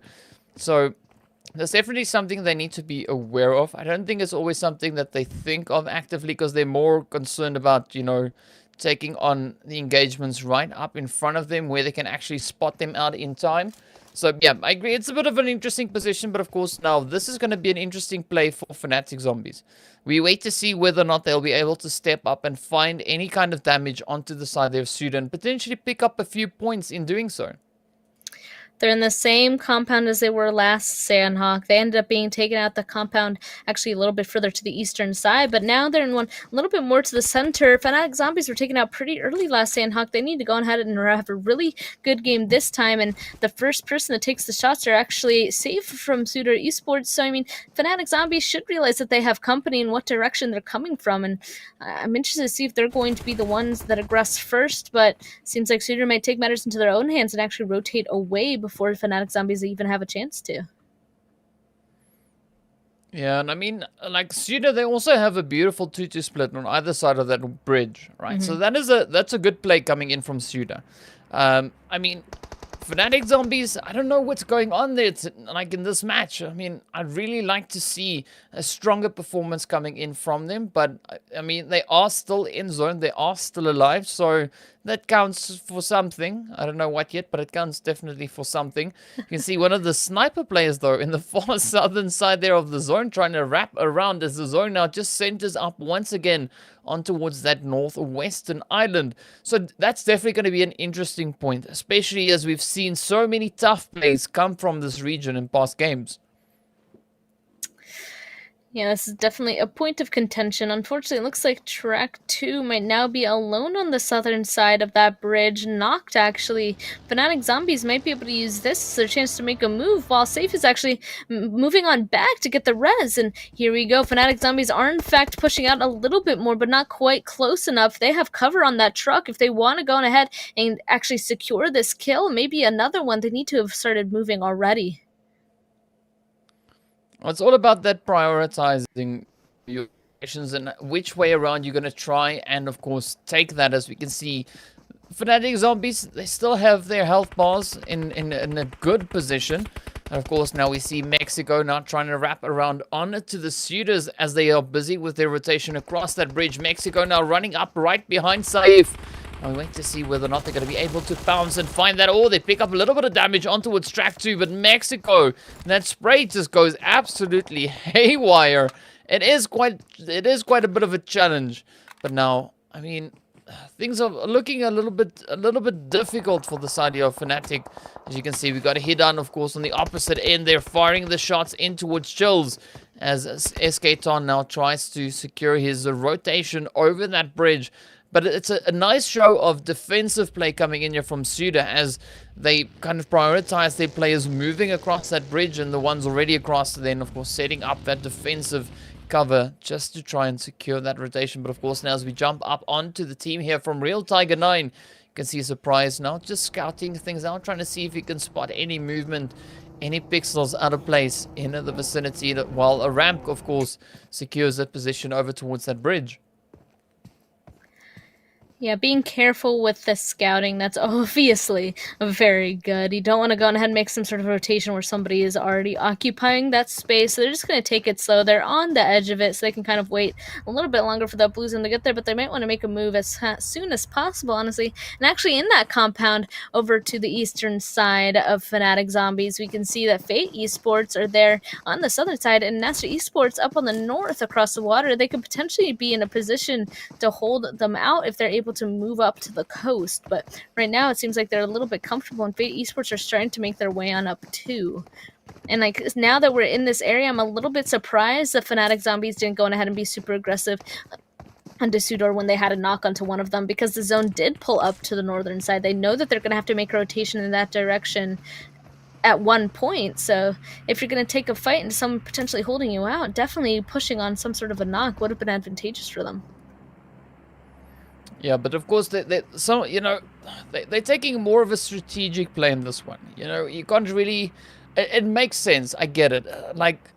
I mean, especially if you look towards the side of RTG, Galaxy Racer, Flaylowell, and Snipers. This is their last match of the day, right? So they want to play it as safe as they can. They want to try and stay in this match as long as they possibly can. They don't want to try anything foolish that could cost them the game. So I get it. I understand why they're playing it the way that they, why some of the teams are taking the approach that they're taking. But now we see that zone shifting up to the west once again. And this, again, looks like it could be a very challenging position. We've got the mountains in play. We've got Camp Alpha in play. And then, of course, that whole section of that western coastline. So, yeah, once again, those rotations are going to be absolutely crucial in the zone. Yeah, I mean, I'm a bit worried if SUDOR Esports actually just decide to move away from that bridge, then it's going to be a nice, clear rotation coming in from the Fanatic Zombies. But first, we have to wait and see if SUDOR is actually going to allow them to do that, or if they're going to hold. Meanwhile, Fate, now they see that zone popping. They're starting to make a move up to the northern side of their compound, too. It looks like they at least have a vehicle, so maybe they'll be able to make a nice drive into this next zone. But they still got to be a little bit careful, especially now as people over on the eastern side are taking shots at them. Oh, I mean, It's going to be quite the challenge. As you can see now, Fate trying to pick up a few shots on towards the side there of NASR. But NASR, they've got that ridge. They've got that height, a slight bit of a height advantage. So it's going to be pretty challenging for Fate to make a strong play from that position. But of course, that is the beauty of this trifecta positioning for the teams. And I mean, now, as you can see, Batika just moving back and forth. The whole squad, in fact, here from NASR, keeping a very watchful eye there on Fate. And we've got that 2-2 split coming in now from Fate. And I mean, if NASR play this one well, they can really pick up quite a bit of damage. As we also now see the players here from SUDOR come crashing into the point of those mollies, getting sent on over once again, over towards the snipers. Just flinging them in, picks up one. There we go. Will they be able to find the last one? Zaid now just trying to get out of the flames as the SUDORs now start pushing in. Hidan up he comes, applying that pressure. Zaid now patiently waiting for Hidan to reveal himself. Oh, beautifully played. Picks up one. Will Zahid be able to make it to his track 2 now? Starts stepping in. No, down he goes. Zahid now. Oh, man, that was a nice play there from him. Unfortunately, it didn't go too far. But of course, now Amir is now still just positioned up in towards the north. The last remaining player there for the snipers. But the SUDORs using that opportunity to push on in. Real Tiger 9, of course, still caught in the blue zone. They still need to try and push forward. But Alpha is gatekeeping them. So this could be a really advantageous play for the side of Alpha.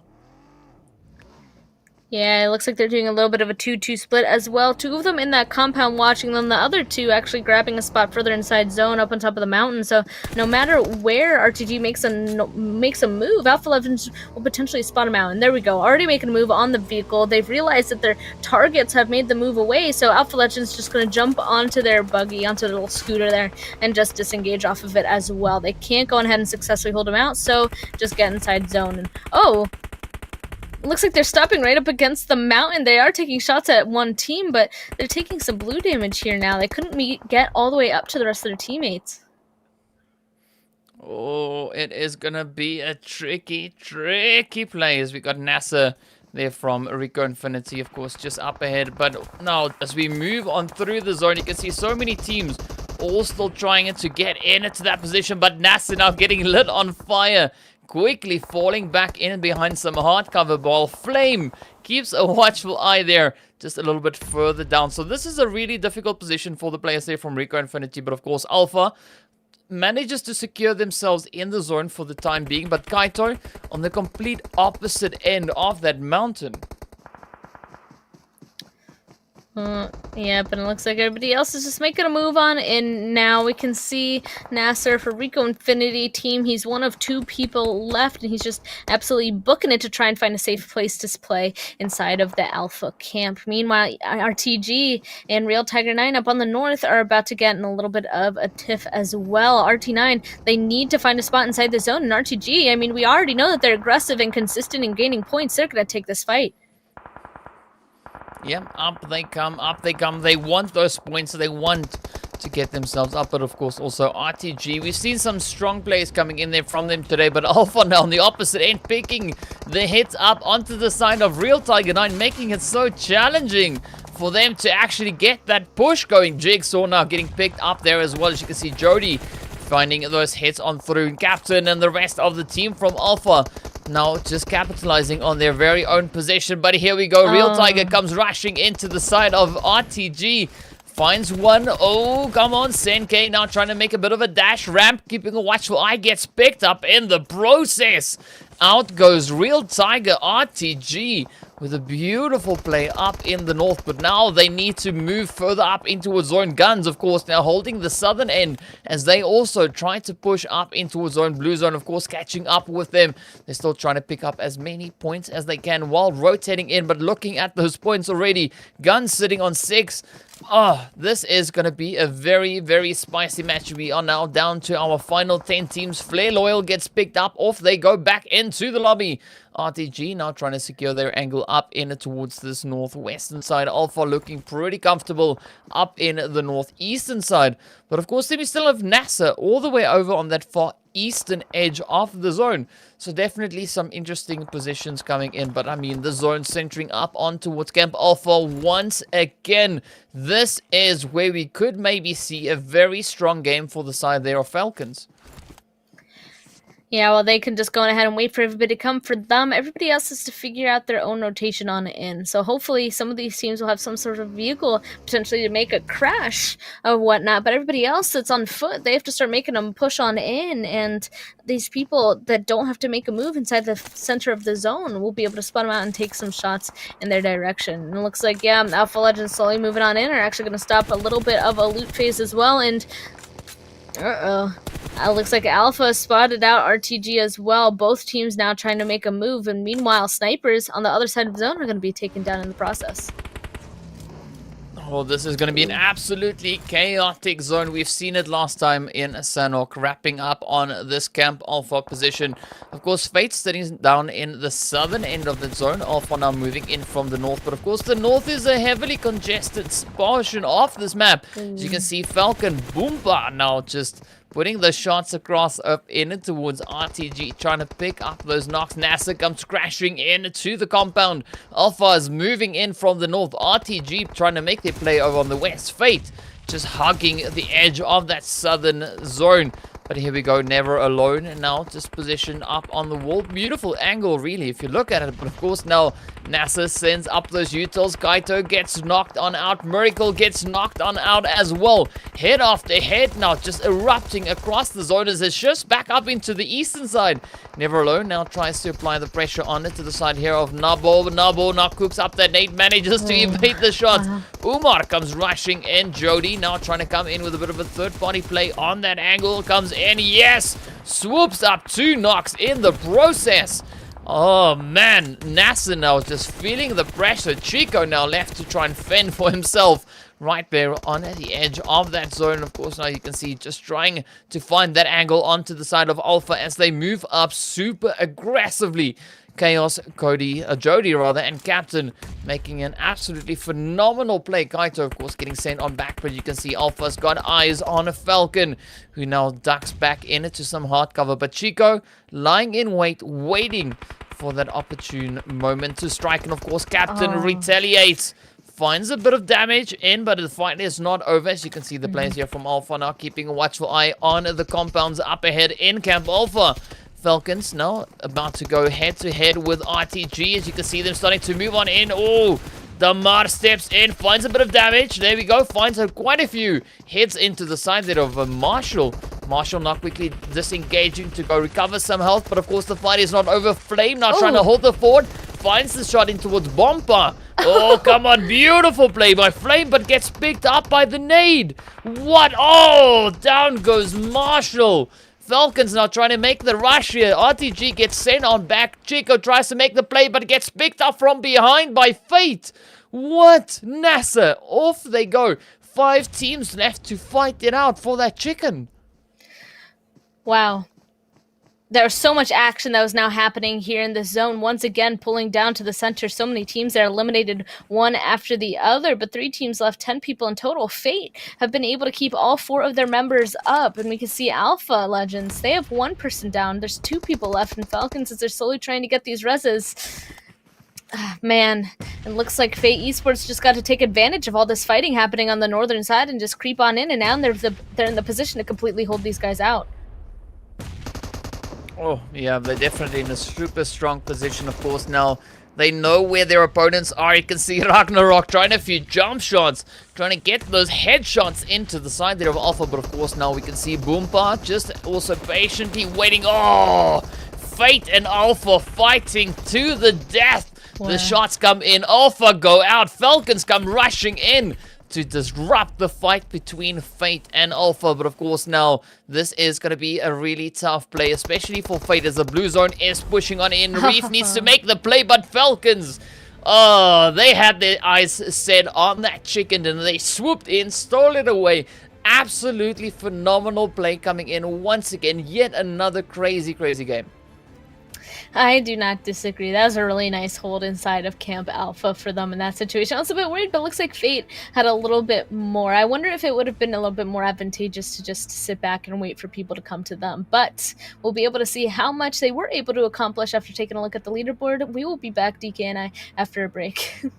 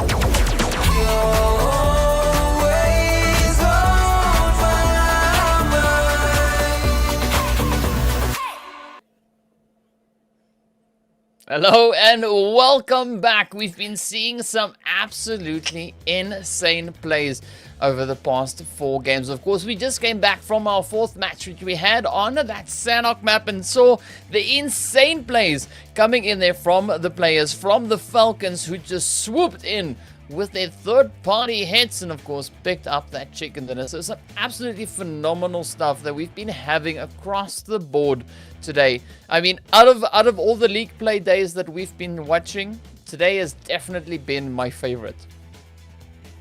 I think maybe the same for me as well. I don't know why. I mean, things are just super exciting. I think it's just because we already know that these players at this point, like just the games themselves and the mentalities for all of them are just so, it's so important at this point. It's the last time, you know, kind of a little bit saddening, but also Super Weekend, this next one is going to be so hype. So I'm looking forward to it. And all these teams just duking it out as of right now. I mean, that last match in itself, we saw so many teams just... There's like a line, right? You have to try and be consistent when you try and come in with the fights, the kill points, where you're going to be able to play to try and get those placement points. I think this game was a really good example of it.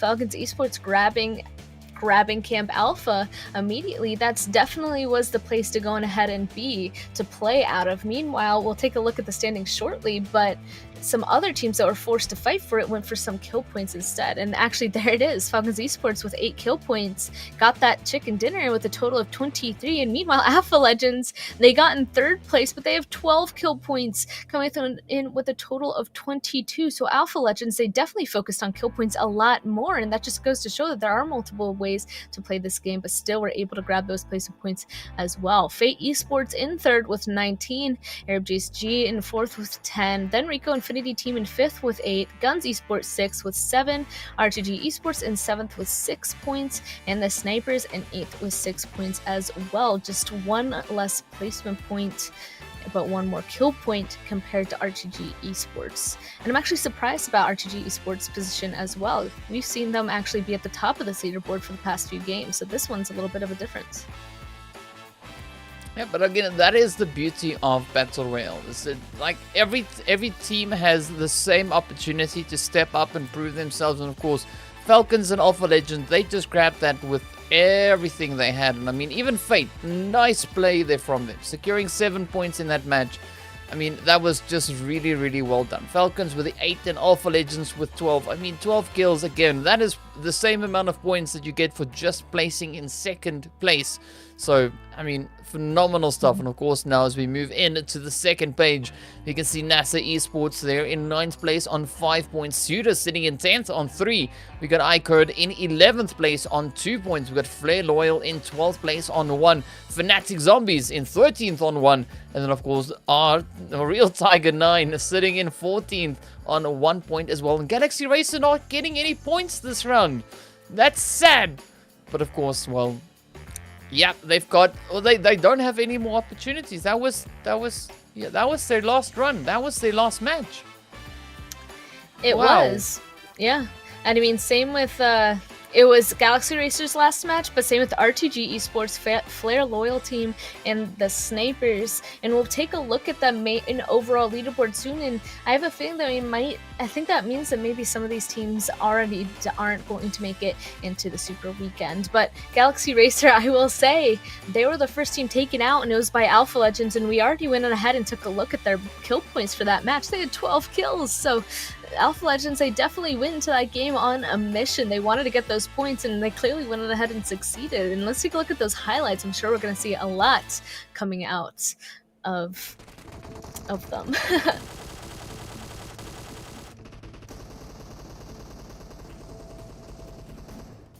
I mean,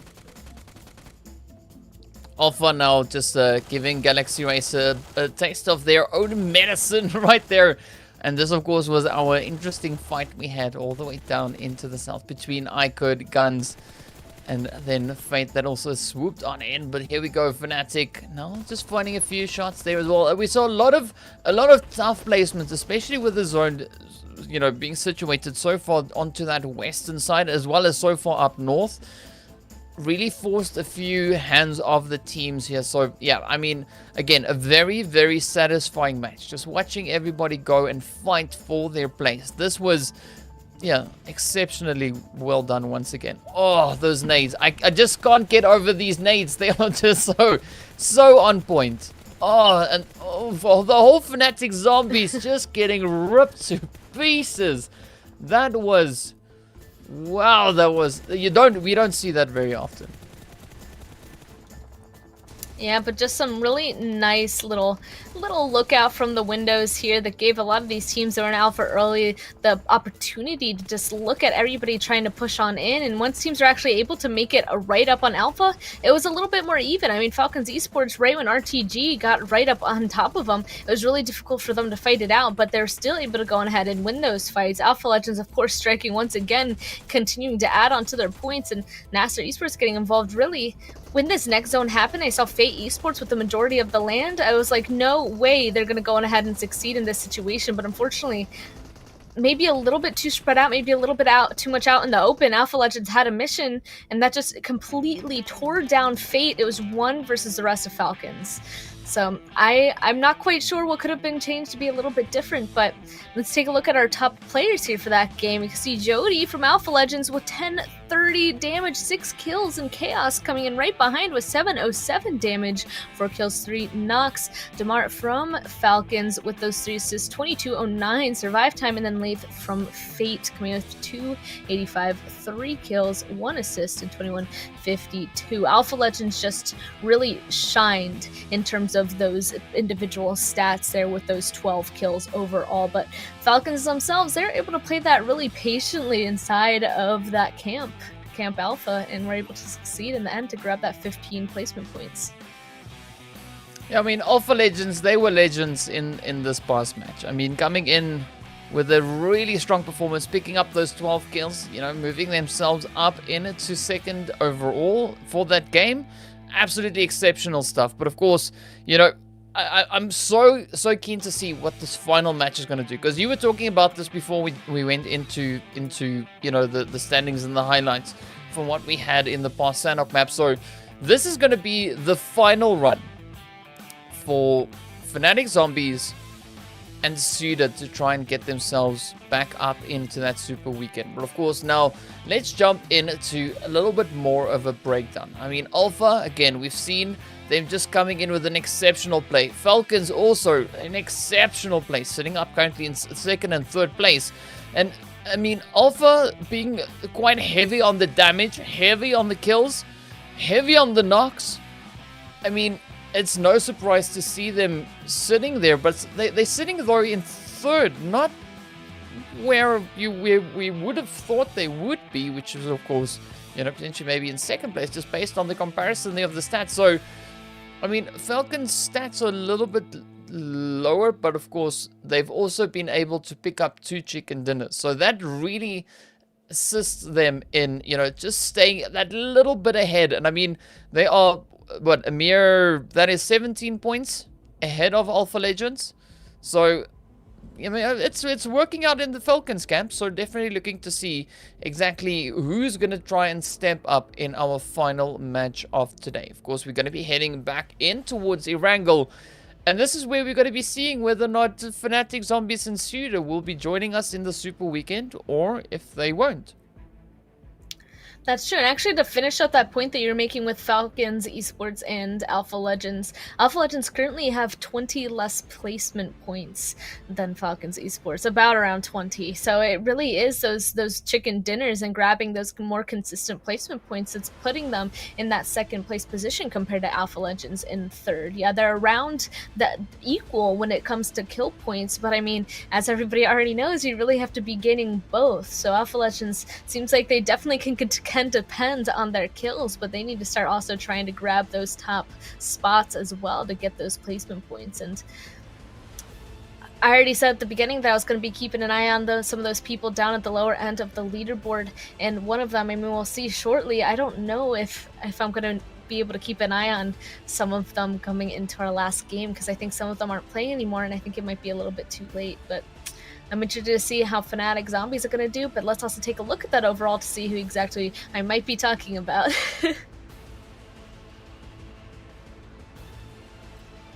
Looks like RTG Esports continuing to hold on to that first place with a total of 115 points. Falcons Esports are going to grab second with a total of 98. Look at that, 52 placement points, 46 kill points, which Alpha Legends are about 20 below in terms of placement points, but still right up there with total points. I mean, in third with 81.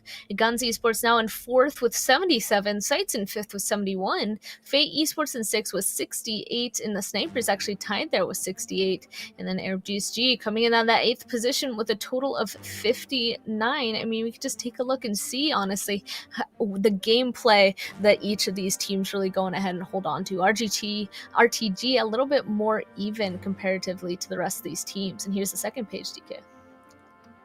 Yeah, and of course we got the Galaxy Racers sitting up in 9th place. They're on 56 points. We've got iKURD Esports in 10th place on 55. Got a HOTLINE sitting in 11th on 51. We got NASR sitting in 12th place on 37. YaLLa in 13th on 37. Of course, RICO Infinity in 14th on 35. Ra'ad also in 35, but in 15th place.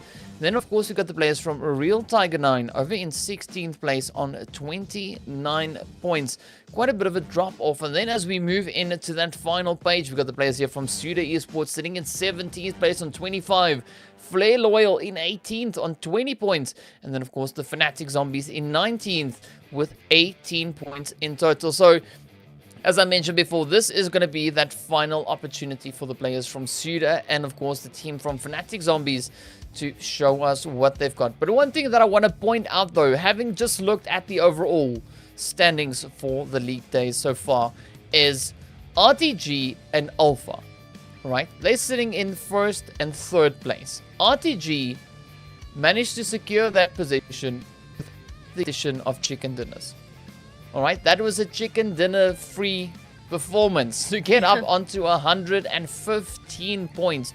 That is just insane. But of course, Alpha Legends holding their own against all the chicken dinner winners right up there in 3rd place. I mean, that is really, really impressive to see the teams, you know, being able to bring in that kind of level of gameplay up against teams who've had 1 or 2 chicken dinners already. So yeah, I'm quite excited to see what this final match is going to be doing, because as we move into this match, RTG, they're not going to be playing, you know, so hopefully all the efforts they've put in will be enough for them to hold on to that position. You know, we know that they are safe in the Super Weekend. There's no chance. Yeah, there's no arguing that point. They've already made it in. But of course, now we wait to see exactly who all else will be joining them in the next Super Weekend. We know one of the teams that's officially not going to be joining them is Flare Loyal Team. We went ahead, pointed them out in the overall standings, and they're also in the same group as RTG Esports. They're not going to be playing in this last game, and that means that they've played all 4 of their games for today, and they're not going to qualify for the Super Weekend. So at least one of our teams has already been confirmed, and as we know, we still have 2 teams left that need to be confirmed to not make it into the Super Weekend. So everybody around that turn point, around that 16th place, are definitely, hopefully, hyping themselves up right now. They need to go on ahead and play to the best of their ability going into our last game.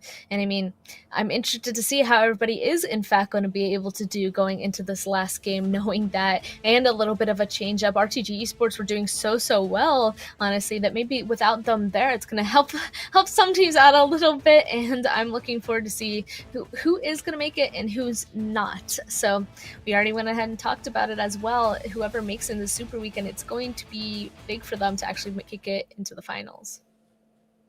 Yeah, definitely. And of course, as we now move up in towards the game, we are going to be seeing what these players will bring to this match. And of course, this is going to be their final opportunity. I mean, SUDOR, they've got only 4 points to go to sit tied up with Real Tiger 9. So if they are able to bring in 5 points, they'll leapfrog just above the players from Real Tiger. And of course, Falcons, they've got about 11, possibly 12 to make it up in towards 16. So one good game from Falcons could secure them that play, that finish up in towards the next Super Weekend. But now we wait to see where the teams are going to be going with this flight path over on the western side.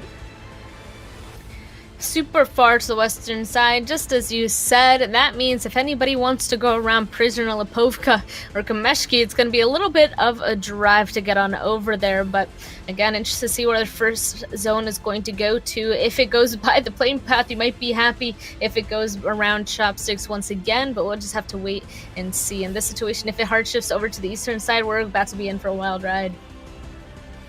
Yep, and of course, you know, if they want to go east, it is going to be a wild ride to get all the way over there and all the way back up into wherever the zone chooses to go. But of course, the team's now dropping down as expected over on the side. And, well, okay, never mind. It's not going to be such a wild ride anymore to go east. It's now going to be essential to go east. But the last time we saw an east zone shift like this, you know where it ended up. water. Let's hope that it doesn't do that again. Maybe it's a little bit more on land this time. Rozhawk is still inside of it. So hopefully this zone does not go on ahead and do that. But what we will see is, in fact, a lot of these teams going over to the western side. They're in for some big rotations coming on in here very shortly. I'm kind of hoping for something a little bit different. We haven't quite seen a Yasnaya around there ending Yasnaya field. The little yellows down in that field as well. So I'm hoping for something over there personally, but obviously I'm not in charge of the circle, so I'm just gonna have to wait and see. Yeah, we're all just going to have to wait and see where this decides to go. But of course, now is looting phase. All the teams going to go about their business, get themselves up into a good setup for the coming zone, the coming phase. And of course, you can already see a few rotations starting to come in there, especially up in towards the northern reaches, as we see a few teams trickling on in towards zone. But NASR, they're quite comfortable already in the zone. So it's going to be interesting to see how they're going to try and make their plays. Of course, now just heading east there from the school's apartments. And of course, HOTLINE sitting over in towards Chopsticks. They are quite some distance away from the zone. Also going through their looting phase. So definitely waiting to see where the teams are going to try and rotate up into, as that eastern side play could be quite interesting. But I highly doubt we're going to have another water finish. Again, I hope not. It's like, at this point, this is the last game of the league play. I'm hoping to have really nice zones. It's still being challenging with all these teams. I want to see what they're going to be able to accomplish with the difficult zone play, but obviously not impossible zones I'm hoping for. And it also already looks like Fanatic Zombies might be maybe at least just saving one of their teammates, but potentially just making an early rotation as well. I'm looking forward to see how they're going to be performing inside of this game, because as we know, they're currently towards that bottom side of this league play leaderboard, and they need to go ahead and have an amazing game to be able to qualify. Yeah, they're going to have an exceptional game to make it all the way on through. But now, you know, everybody is, they know what is at stake. So I'm expecting things to be pretty interesting, you know, especially as the teams now have their last opportunity just to bring in those additional points. But of course, as we now jump up onto the Fanatic Zombies, you can see them now being caught in a bit of a position here. HOTLINE are driving right past them, trying to drive a bit of a wedge in between them, as we got Molto now just up on the top side here, pushing on towards Mexico. So let's see whether or not the players here from Fnatic will be able to acquire any additional points. It is going to be absolutely essential for them if they want to get into Super Weekend. I know they want to, but now it's more a case of will they be able to. Yeah, exactly. Have they gone ahead, changed their attitude so they have that game plan to be able to go ahead and succeed? It does look like maybe they're being a tiny bit more aggressive already, trying to take some shots towards HOTLINE, but not entirely crashing onto it. I mean, they have to be careful taking early fights in this situation, so I wouldn't be surprised if maybe they pull off of this. HOTLINE Esports clearly not wanting to actually engage in this or pulling off themselves, but here we go. Fanatic Zombies on the move once again, but it looks like they're just pulling into that Comet's compound as of right now. Yeah, I mean, some tough decisions need to be made here. As you can see, HOTLINE, of course, now just crashing onto the side here of Fate. Reef now not even bothering to stay in his vehicle. He gets right on out, but of course pays the price for that rotation as Bood finds the hits on in. Mexico now rotating up a little bit further. As you can see, they're now trying to make their way up into good position to try and find a few easy points along the way. As you can see, Reef still just bleeding out up ahead, but the players there from HOTLINE, they're now positioned on just the foothills there of Everest. But of course now, this is where Fanatic Zombies need to be very calculated in their decisions. Looks like one of Chill's decisions is in fact to go on ahead and secure that kill point, which is very important. It's huge. They need to go on ahead and grab that for themselves. Instantly hiding out a little bit of a hay bale. It might be a little bit pushing it, trying to loot the body, especially with some of the HOTLINE members so close by, but seems like they're very much distracted off over to the western side. Oh, did I see a vehicle fly in the background there? Hey, welcome to PUBG Mobile. That is what it is, and we're going to be seeing a lot of interesting things still happening. HOTLINE, of course, now just securing a few more vehicles as they get ready for their lovely rotation all the way over on towards that far eastern side. But Molto just grabbing a little bit of fuel, you know, prioritizing fuel. Otherwise, without it, you can't really reach all the way across. You're going to have to take the long, treacherous run. But Thanos now just quickly evading the shots they're coming in from Lathe. But of course now moving off further in towards the distance. As you can see, Thanos now just regrouping back up with the rest of the team. So it's going to be interesting to see exactly where HOTLINE is going to try and rotate on into. But of course also curious to see where Faith is going to be going.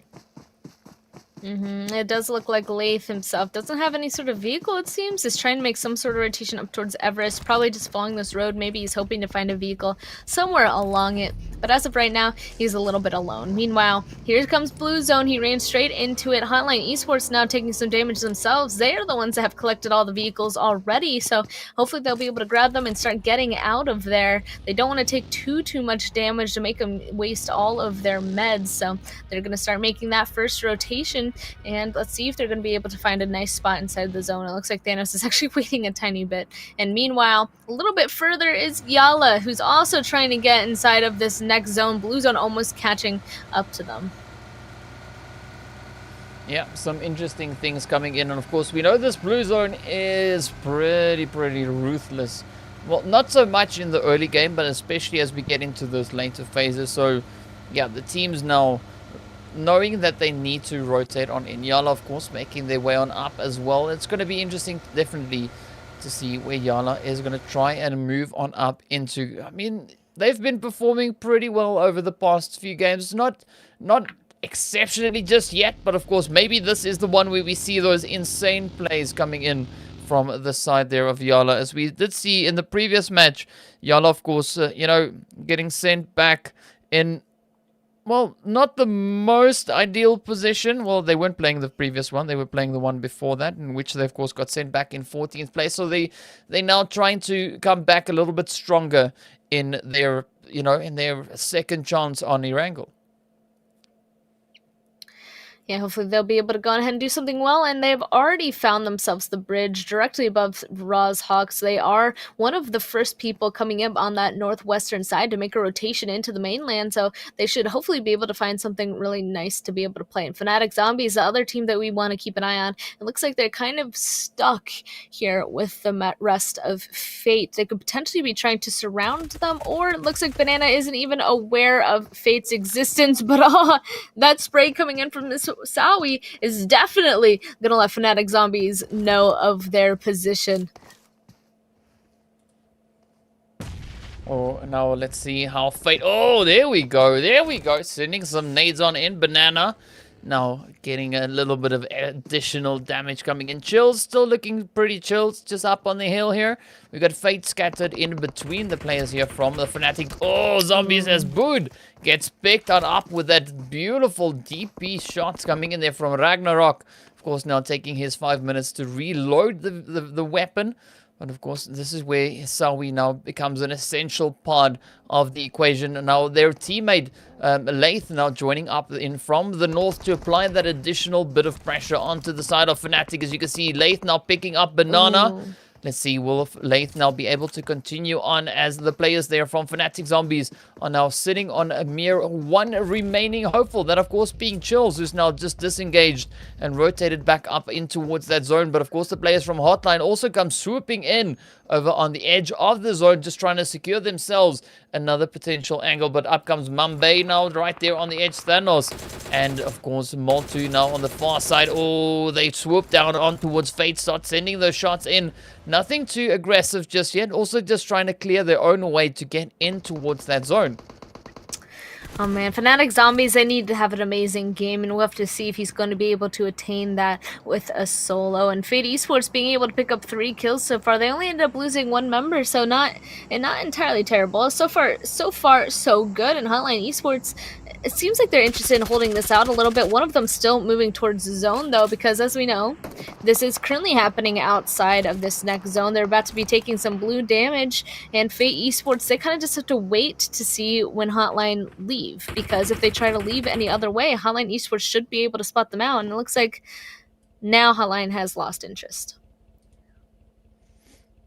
Yeah, but of course, they also need to focus on securing a position in this phase. You know, there's no point in staying out in the blue zone too long, you know, or just playing on the edge of that zone. It's better to try and move in, secure a position for the coming phase. Then you don't have to try and rotate as much. And it's not as a risky a play to then try and execute from that point on. But of course, now we look over towards the map to see where the teams currently are situated. In the center zone, a nice concentration of players there, but of course we wait to see where this next shift is going to be taking us and who will have the better positioning already then in that phase, and whether or not the teams will try to improve their positionings as we see that zone now shifting up once again over towards the eastern side, centering up over towards Mansion and Prison. So this is definitely going to be a very, very interesting region for these teams to play in. I mean, yeah, this was actually the side that had the least amount of people. Everybody instantly grabbing their vehicles. You can see all the steering wheels popping up in their little colors. Everybody instantly is making a move. This is a hard shift, so they should know that the very end side of it is open. So if they're close to it, they definitely want to go ahead and achieve a better position. Everybody else on the far edge, they want to start making a move up on that north or southern side and try and find themselves a spot to play in at all, because otherwise they're going to be caught out on the edges with a ton of other teams all fighting it out to try and get inside.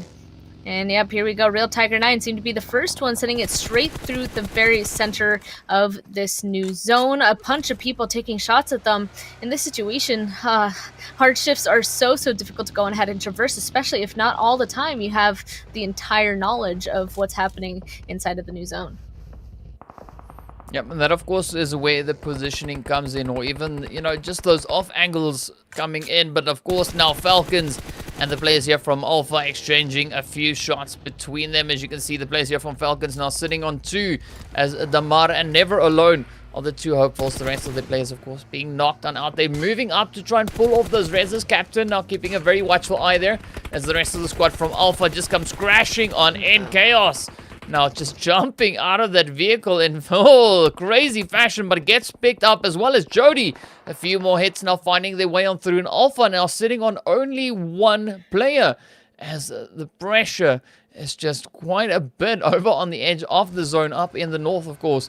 As you can see, Captain now just quickly trying to disengage from this, trying to secure the positional plays there for the team in those later phases. Kaito now being left behind, as we got Captain just relocating. But of course Falcons now back up to 4 once again, now playing the numbers game, and of course they're going to try and get that confirm on towards Mr. Kaito there from Alpha. So definitely a bit of a challenging start for Alpha. They've had a few strong runs already, so it's probably okay if this one isn't as strong. But here we go now, RICO Infinity turning their attentions down over towards the players there from Real Tiger 9.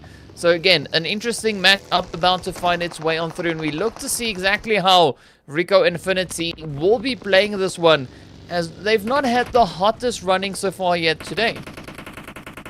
No, they haven't. They're close to that little edge marker there. I don't know if they're in complete danger, but I definitely know Real Tiger 9 is a little bit of danger too. And as you can see there, he's just going to go on ahead and start cleaning them up. That means there's only about, how many left? 1 or 2 people left for? Yeah, just the one. For Real Tiger 9? Yeah, it's just under ramp. Yeah. Yeah, ramp now ramping up. That nade sends it over, runs into one, explodes right out the door.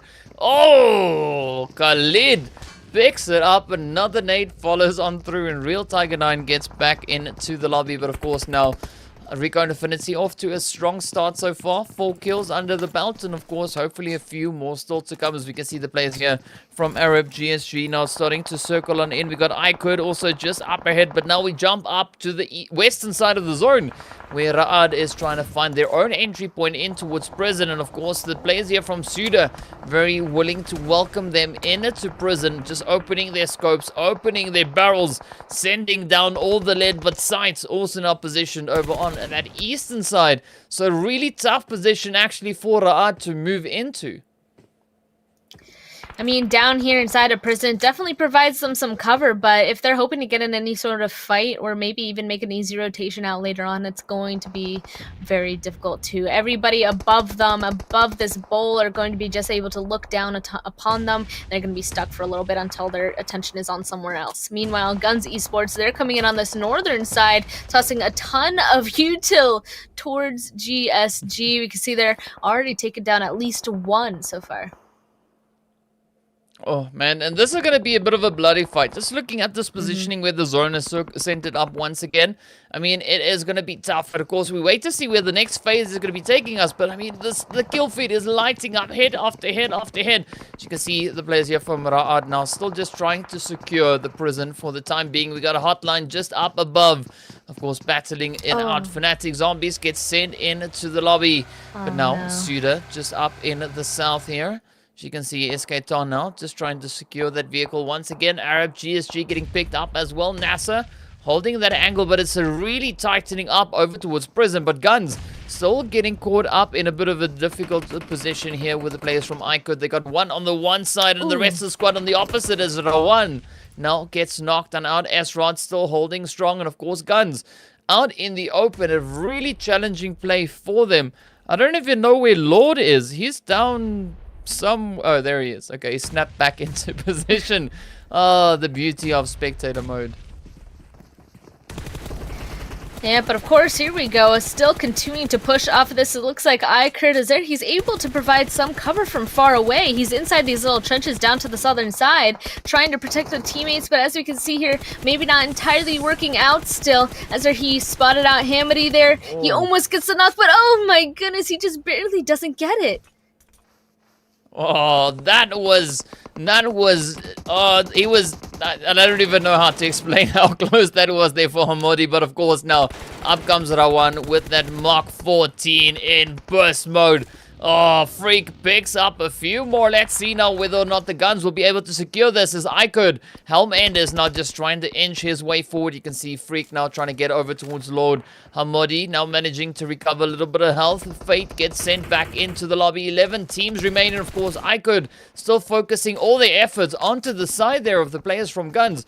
But now iKURD has been reduced down to only 2. That is Azza and Helm End. And as we jump up in towards prison, we see the players here from Ra'ad and Alpha still battling it out, but they need to get into zone. Fortunately, a small section of prison is in the next phase. But here we go, Ra'ad now applying the pressure on it towards Captain there for Alpha. Let's see, will Munir be able to find that angle, find those heads, and potentially send the players from Alpha back into the lobby. It is going to be a tough call either way for Munir to make. But Alpha sitting only on one player from what we can see there. Of course, SUDOR's making their way around as well. Ra'ad now still looking very comfortable sitting on all 4 players. SUDOR's also still on all 4 players. But here we go. This could be the final play for Captain as he now gets cornered on the side of the wall. Sadat now figures out where he is and it comes in to apply the pressure. Beautiful play though coming in from Captain. Picks up the knock on Sadat but gets sent back at the hand of Munir. Beautifully executed there on the side of Ra'ad. But now as we jump back up top, we see the players here from HOTLINE applying the pressure on towards NASR. Omar now cooking up the nade, trying to send it over towards Batika. Will he pick it up? It's going to be close. Finds quite a bit of damage. Not confirming the kill just yet, but here we go. A bit of a dance. Oh, Batika holds them off a little while longer, but gets knocked out very shortly after that. Now it is up to Miracle. Will we see a Miracle come in there from NASR, or will HOTLINE close it up all the way through? As you can see, Miracle is positioned off very close to center zone. So it is going to be an interesting play there, especially for Miracle. I was curious to see whether or not he'll be able to make it all the way on through. But, I mean, we see a few stragglers now coming in. NASR sitting on one. We got YaLLa sitting on one. And, of course, the pressure is still just going all the way up in prison. And here comes GUNZ. We already know that they are killing machines. They're so good at team fighting. This crash had to have happened. They're coming from the northern side after a fight with iKURD, already getting some knocks onto SUDOR, and very shortly an entirely other team. And we know SUDOR, they actually have to be doing really well this game, so 2 more left inside of prison. They need to win this fight against Ra'ad. Meanwhile, Falcons getting the knocks onto GUNZ, and iKURD on the northern side get taken out too. But oh, Hamidi in a 1v1 fight versus Falcon.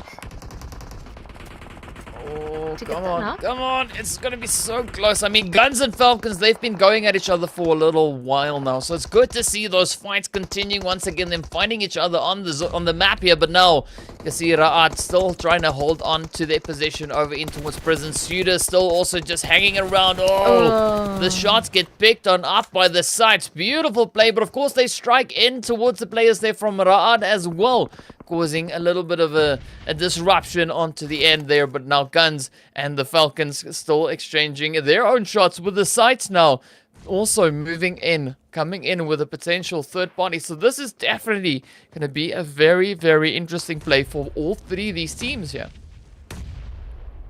Ra'ad needs to figure out a way to push out of this bowl as fast as possible, and that means GUNZ Esports is probably going to start getting pinched. So GUNZ themselves, they need to start really pushing onto Falcons before that happens to themselves. They need to clear this path so that they can get helped. It does look like somebody is, in fact, above them, might be looking down on top. It is going to be SCYTES, so SCYTES might be able to hold off Ra'ad for GUNZ Esports, but the zone will be coming in shortly, and everybody wants to be on top of the rocks where SCYTES is before that zone is officially closed. Yeah, it is going to be hard property, but of course now Ra'ad trying to make their play, trying to get a better positioning out of prison. Even considering moving up onto the edge, you can see Delhop now taking up that angle there. Sadat also just huddled up into the compound, finds a beautiful one on towards Phobia. Now Ghost is still just up ahead, still lingering on the ridge line here, but of course Ghost now tries to put a few shots down in towards GUNZ, but this is going to be a really, really tough angle. Of course, Falcons still just holding on to their very own angle here, keeping an eye on GUNZ, waiting to strike fear in towards them. Here we go, steps on in. Will that be enough? Lord takes a little bit of damage. Oh, Lamar finds the hits, picks up GUNZ, off they go, but SCYTES now come in with a beautiful third party on top of that. But of course RICO Infinity is moving in as well, coming into the northern portion of the zone. As you can see, Ragnar now centering up beautifully in the zone. Now HOTLINE still holding on towards the south, but this eastern side still being heavily contested. Ra'ad figuring that the only play they can make at this stage is just trying to hug the edge of those cliffs, as it's going to be a really tough rotation to rotate out of this prison section. Yeah, they did not go ahead and make the push up in time. We could see that it's going to be really difficult for them to be able to make a push through. I don't think that they have enough meds or enough time to be able to run through blue to actually get up the hill. So at this point, it is just a waiting game. They're hoping everybody above them gets into a fight as fast as possible, because there's only 6 teams left. They could go ahead and grab a lot of placement points, but it's down to the discretion of everybody around them, especially RICO Infinity team pulling in from that compound up there on that northeastern side, now outside in blue. They're able to just pull up onto this coast here, and they could potentially third party the fight that continues between Falcon and SCYTES if they're waiting for it. And you can see that they're slowly creeping forward, and they will get in a position to do so soon. It's gonna be tough. I mean, we got YaLLa also still in place. You can see Bandar there up in the north, just in the blue zone, taking quite a bit of damage, about to succumb to the hits. But here we go, Falcons and SCYTES now stepping in. Whoa, RICO Infinity saves it for SCYTES. What a play that was, though. But of course now they got eliminated, and here we go. Here we are. You can see HOTLINE keeping a very watchful eye there. Ra'ad now trying to survive as long as they possibly can, but HOTLINE steps on in, finds the shot in towards RICO Infinity, and this is going to be that final showdown. Falcons down to only 1, Damar being the last player for them, and of course RICO Infinity now feeling the pressure as HOTLINE Mumbai comes in with a beautiful spray across. Now we wait to see exactly how this one is gonna go. Who will be the team? You can see, of course, the players there from Ra'ad down in the right-hand side. But YaLLa gets spotted by Mumbai. Bandar finds the hit in. Omar now getting ready to move on up. Just prepping a little bit there, trying to send up a few utils as well now. Let's see whether or not HOTLINE will be able to make it out of this one as YaLLa gets picked on up. Ragnar finds the head. And of course, Sadat now just trying to out-heal this blue zone. No other way out of this one just yet. Of course, we're pretty sure that they are going to succumb to the blue. However, now we see the players from RICO Infinity. We got HOTLINE and, of course, the Falcons up on the plateau, left to fight it out for that chicken dinner. Falcons sitting on 8 kills. HOTLINE sitting on 6 at the current moment. And, of course, RICO Infinity sitting on 9. So some really impressive kill counts already on the board for the 3 teams up on the ridgeline. However, we see the players here from Ra'ad not looking too fantastic. I mean, caught in the blue. Only 3 kills for them at the current moment. I don't think Sadat will be able to pick up anything. But though he has quite a bit of meds at his disposal. So definitely something that could maybe award him a decent positioning. But of course now HOTLINE, they're trying to secure their southern position right here alongside the players from RICO Infinity. Omar now gets up. He got blinded by a flashbang getting sent on in. Oh, Sadat gets taken by the blue and off goes Ra'ad. Good night and farewell, my friends. But of course, the 3 final teams now left to fight it out. Falcons sitting on 1. We've got the players there from HOTLINE sitting on 2 and RICO Infinity sitting strong on still 3 players in this match. So this has now come down to a numbers game. As you can see, RICO Infinity keeping a watchful eye there. Spots out a bit of movement on the side of HOTLINE. Omar has been detected. Mumbai also not just yet. Oh, the shots coming in. Mumbai taking a few in the foot, but manages to get up to secure his feet for a little while longer as we wait to see where this next shift is going to go. The blue zone about to start closing in momentarily. Falcon just riding the edge of the zone. Needs to now get up and make a dash for it if he wants to stay in this fight. This is the final showdown. The last 3 teams left to battle it out. Oh, there we go. Damar gets picked up. Falcons finish off in 3rd place. RICO Infinity 3-man team up against the 2 players remaining for HOTLINE. Mumbai still keeping a very watchful eye there. Omar gets picked on up. Could this be the final play? Yes, indeed it is, as they get sent back into the lobby. RICO Infinity, wow, eventually comes in with a chicken dinner again. It is about time, but it is so pleasing to see them secure a chicken dinner. Well done. They're the team that we've been keeping an eye on in the last Super Weekend, and we were a little bit surprised by their performance in these first few games. So this one ending it off strong, it seems, and we'll be able to see where that leaves them on the main leaderboard very shortly.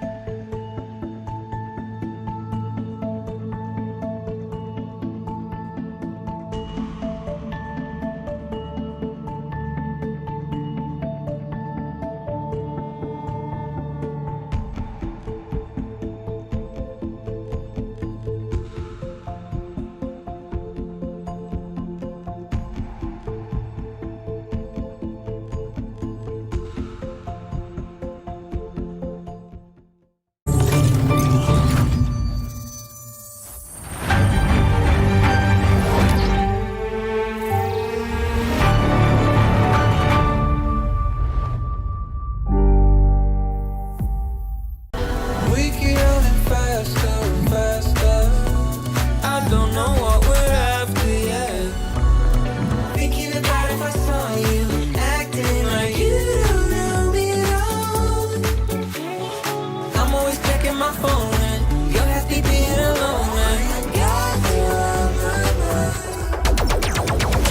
You're always on my mind.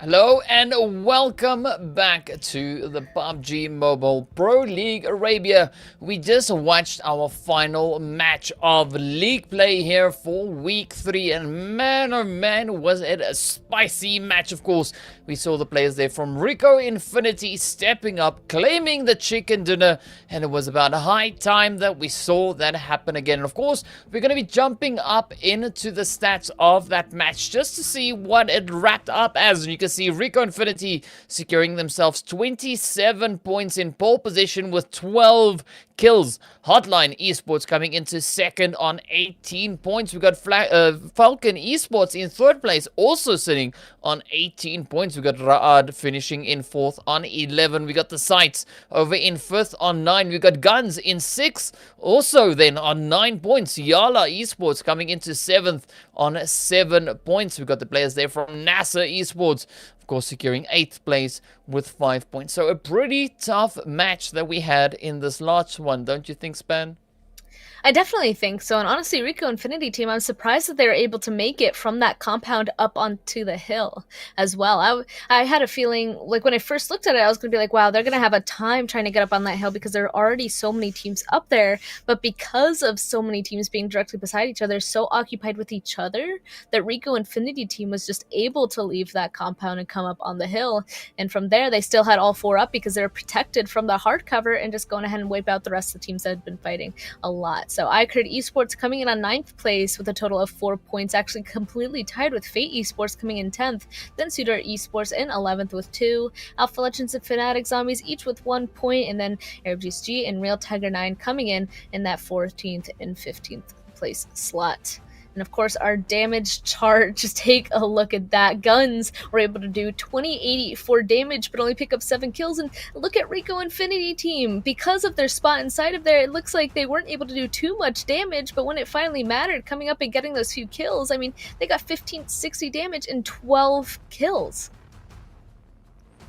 Yeah, that's a really strong conversion rate for them, and it really benefited the players from RICO Infinity. So once again, you know, positioning being absolutely crucial, as we've seen match after match. That is where it pays off, and RICO Infinity just found themselves really well situated within that zone. They were able to take the necessary shots and of course got maximum amount of kills from the damage that they were causing.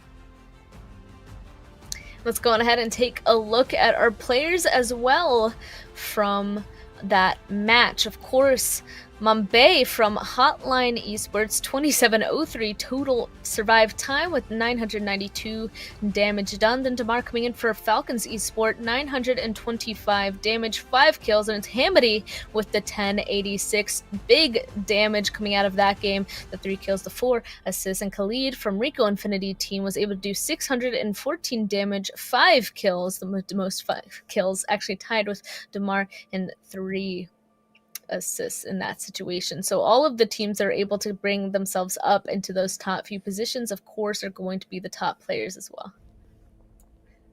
Yeah, it was a really, really pleasant match to watch. I mean, like I said, and I've said it all day, and I'm going to say it again, I'm really impressed with how the teams have been playing here today. This has been by far my favorite day in the league plays. This has been an absolutely exceptional performance that we had across the board. The team's really delivering on the action, those calculated maneuvers. You know, it was just amazing to watch. I mean, let's look at RICO Infinity. You know, the team that we had pulling in that chicken dinner in the last match. Of course, coming in there on 1560 damage, 613 health recovered, 27 points in total, and then of course bringing in 12 kills along that. I mean, it's such a balanced lobby in my opinion, you know, that we had You know, it was so difficult to really have a team that was just absolutely dominating. You know, it was really balanced. Even if we look at the overall standings, which we'll be having a look at in you know, a few moments time, the chicken dinner spread that we had as well. You know, just going in from yesterday up to today. I mean, just by a quick look at it, we had around about 7 teams winning chicken dinners. I mean, that speaks to the capabilities of these teams, just how close the competition is across the board. And there's even some teams at the top of the leaderboard that don't have a chicken dinner whatsoever, and they're still able to be so consistent, getting into those top placements and getting enough kills that they're still up there along with those teams that were able to get the chicken dinner. The only thing, though, is that, yeah, that's okay for these qualifying rounds. You will qualify into the Super Weekends, but going into the Super Weekend, that's not... I mean, it'll help you for getting into finals, but it won't help you if you're hoping to win some of that prize, that prizing. You want to go on ahead and get those chickens, and going into finals as well, you kind of have to be able to close it out, if you know what I mean. If you're going to make it up into those high positions, I want to start seeing some of those teams that are able to make it up there start winning the games as well. Yeah, but I mean, so the most ideal thing would be to see, you know, the performances that we've seen in league play, the strong performances translate over in towards that Super Weekend play, because that's ideally what would be quite beneficial to have. But of course, we know that's not the case. You know, we know teams that play exceptionally strong in league play, we don't always see that translate in towards Super Weekend. But who knows, next Super Weekend things could be completely different. I mean, anything can still happen. The teams can at any point decide, you know, like, you know what, we're just gonna give it our absolute best and just step up and bring in that next level performance. So yeah, I'm definitely looking forward to see what that overall leaderboard then looks like, and which teams will be the teams that we'll be seeing moving up in and towards our last Super Weekend before we get to the finals. So quite a bit of exciting things still to come, as you know, the league play has now pretty much come to an end. So whatever the teams have done to this point, that is it. There's no other opportunities really left for them to get back up into Super Weekend. So yeah, I'm quite excited to see what this last Super Weekend is going to bring. And of course, after that, it is going to be time for finals, and it is going to be spicy. Oh, it really is. I mean, that's what all these teams have been building up for. Honestly, the league play, obviously, they're kind of just warming up to each other and just qualifying for that Super Weekend. The Super Weekend, I already said, it's kind of like more of that like practice. Like, okay, these are the teams that we have to start watching out for. This is how we need to go ahead and play that game, get the most amount of points. Like, it kind of gives us an idea of who's going to go on ahead and do well in the finals. And that's why it goes on ahead and shows us the MVP of each Super Weekend as well, because there's an MVP like award going into finals as well. So Super Weekends definitely give us an idea of finals, but first of all, teams had to make it there in the first place. And whatever 3 teams, honestly, that didn't go on ahead and make it into this last Super Weekend, they're at huge risk of not making it into the finals. Like we already talked about it, the leaderboard is so close that anybody who didn't make it into this last Super Weekend are just at a huge disadvantage, and I'm a little bit worried for them in their standings. Yeah, I mean, if we look at the performances between the teams from last week and this week, you know, it's almost like night and day. But of course, we're going to be moving up into some of the, you know, our MVP players there. As you can see, Damar coming in, staying mysterious for the Falcon team, claiming an average of 674 damage, average of 2.5 kills, and an average survive time of 22 minutes and 18 seconds. So some really strong stats coming in there, and of course, well done to Damar there from the Falcon side for claiming that MVP. Well deserved. And of course, I mean, Falcons have really showed up again this week. Last week wasn't the most ideal week for them. We did see them finishing up in 18th place in the league play. Now this week, coming back really strong, and expecting a continuation on that, of course, in Super Weekend. As we saw, first Super Weekend, exceptional performance. Now hoping to see that again in, you know, if they go through onto the third Super Weekend, hoping to see that, because we didn't see them on the second Super Weekend. So yeah, I'm expecting things to be pretty interesting in this final Super Weekend.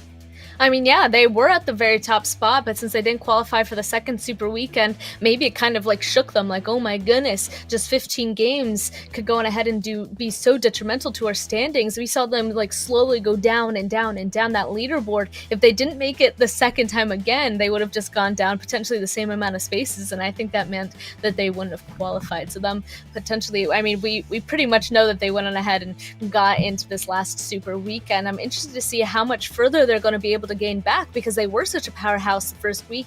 How are they going to go on ahead and handle the teams that have now jumped above them? One of them being specifically GUNZ, because they're currently the team in that first place spot after the first 2 Super Weekends. It's going to be tough, I can tell you that. I mean, the Falcons came in, you know, at the top of that first Super Weekend. They got moved down all the way down to 7th place, just with the performances coming in from the teams that were in that Super Weekend. So yeah, it is going to be absolutely essential for them to step up to the plate once again in the Super Weekend and bring that A-class performance that we saw in the first week. But of course now, having them join the Super Weekend and already looking at just how the players from GUNZ were performing in the past weekend, it's going to be so exciting to watch these two teams face it off on the Super Weekend. I mean, I'm expecting some big plays, some big moves coming in. And of course, you know, we're going to be looking at the total kills just to show you how aggressive some of the players have been over in the league play. As you can see, of course, there's Senku coming in on 19. We got Damar in second on 18. We got Jody on 16. We got Last from Falcons also on 16. El Chapo there from RTG in 5th with 15. Amodi, Chaos, and MJ coming in on 14 apiece, of course, from GUNZ, Alpha Legends, and Galaxy Racer. And of course, Marshall and Khalid on 13 apiece from the players there of RTG and RICO Infinity. So RICO Infinity having an exceptional game in the past match, but only managing to move up into 10th place on the overall kills, you know, having one of their players represented there. So that just comes to show how tough the competition is. But of course, you know, as we've been talking now about how the teams have been faring, you know, league play versus Super Weekend, yes, I definitely think this final Super Weekend is going to be the one to watch. It is definitely going to be the one to watch. It is. Let's take a look at the top players of today as well, because that might help us out in seeing who those MVPs are for the Super Weekend. We can see that our top player, Damar, with 590 total damage, a little bit of average 2.25, and the most survive time with 21:37, and that's from FalconsEsport. Then Senku from RTG, that first place person with the most amount of those kills, 432 damage, 2.38 points. Hamity from GUNZ now in that 3rd spot, then Jody and Chaos, both from Alpha Legends. So it looks like we have 2 people from Alpha Legends jumping on the board. Meanwhile, the other 3 people are from completely different teams. Usually we at least see multiple people from one team show up on the board. Yeah, but again, that just strengthens the point that I was making about how tough this competition is between these players and how they are finding themselves currently within this. Because I mean, it is super challenging, super tough to, let alone be seen as the top player for a particular match, but also, you know, having your team represented in there is just like next level kind of thing. And of course, that also helps us get up in towards our MVP. So yeah, identifying the MVP in the Super Weekend already is going to be a pretty tough one to do. But as we know, you know, it can still swing either way. And I'm really looking forward to seeing what is going to happen on that and who's going to be the team to come out victorious after the Super Weekend. But also then the other side of the side of the coin that we're going to be looking at is which teams won't be the ones to make it up. And of course, speaking of which, we're going to be jumping into our overall standings just to see where the teams are and which teams will be joining us in the Super Week. As you can see, the Falcons moving up from 2nd into pole position on 2 chicken dinners and 116 points. We've got RTG then being moved down to 2nd place, of course, on 115 points. Then a little bit further down the board, we've got the players there from GUNZ Esports in 3rd on 86 points. Alpha Legends in 4th place on 82. We got the SCYTES moving up 5 spots into 5th place on 80 points. We got Fanatic Esports moving up 1 into 6 on 72. We got HOTLINE moving up 5 into 7th place there with 69 points. The Snipers moving up 1 into 8th place on 68. So this first page is looking pretty close, but of course there is another page left to go to see who will be the teams joining us in this 3rd Super Weekend. And we'll be able to take a look at that shortly. And I mean, just taking a look at the kill points to play some points, we already went ahead and talked about it, who is really consistent in terms of those things. We see FalconsEsport actually goes ahead, grabs a lot more placement compared to kill points, while RTG, they're a little bit more even in terms of grabbing both placement and kill points. The thing is that it'll be interesting to see how that goes on ahead and affects their Super Weekend. But also the rest of the teams that are qualifying for said Super Weekend is RICO Infinity team in 9th place with a total of 62 points. iKURD Esports in 10th with 59. GSG actually in 11th tied there with 59. Both those teams unfortunately dropping down 7 and 6 places. Galaxy Racer jumping down 4 but still in 12th place with 56. Then Raad in 13 with 46, jumping up 2. YaLLa Esports in 14th with 44. NASR Esports in 15th with 42 as well. And Real Tiger 9, well, look at that, jumps up 1 space to grab that last 16th spot with a total of 29 total points. That unfortunately means that SUDOR Esports are going to go down 1 in 17th place and 27 total points. Fleur Loyal team in 18th with 20 and Fanatic Zombies in 19th with 19. Unfortunately, SUDOR, Fleur Loyal, and Fanatic Zombies are going to be the 3 teams that do not qualify for our very last Super Weekend. Yeah, and of course, there we have it. We know who our teams are that will be making it through. So it's definitely quite interesting to see. But what's also interesting to note is the team currently sitting in 2nd place overall on the Super Weekend stats. Right? That is the players from SUDOR. They're not making it through into that final Super Weekend. So, I mean, from what we've seen on the Super Weekend, they've been able to acquire quite a bit of points. 269 points. So, I'm pretty sure that is going to be enough to secure them a spot in the finals weekend. But of course, what is going to be interesting as well is just to see how the remaining teams are going to be performing, because I mean, Fanatic Zombies currently sitting at the bottom of the overall board as well. So this is the opportunity now for Arab GSG and the Snipers to come into that Super Weekend to give that performance and strengthen their overall standings to move up potentially into the finals for the PUBG Mobile Pro League Arabia. So yeah, I mean, there's a lot at stake as we move into this final Super Weekend.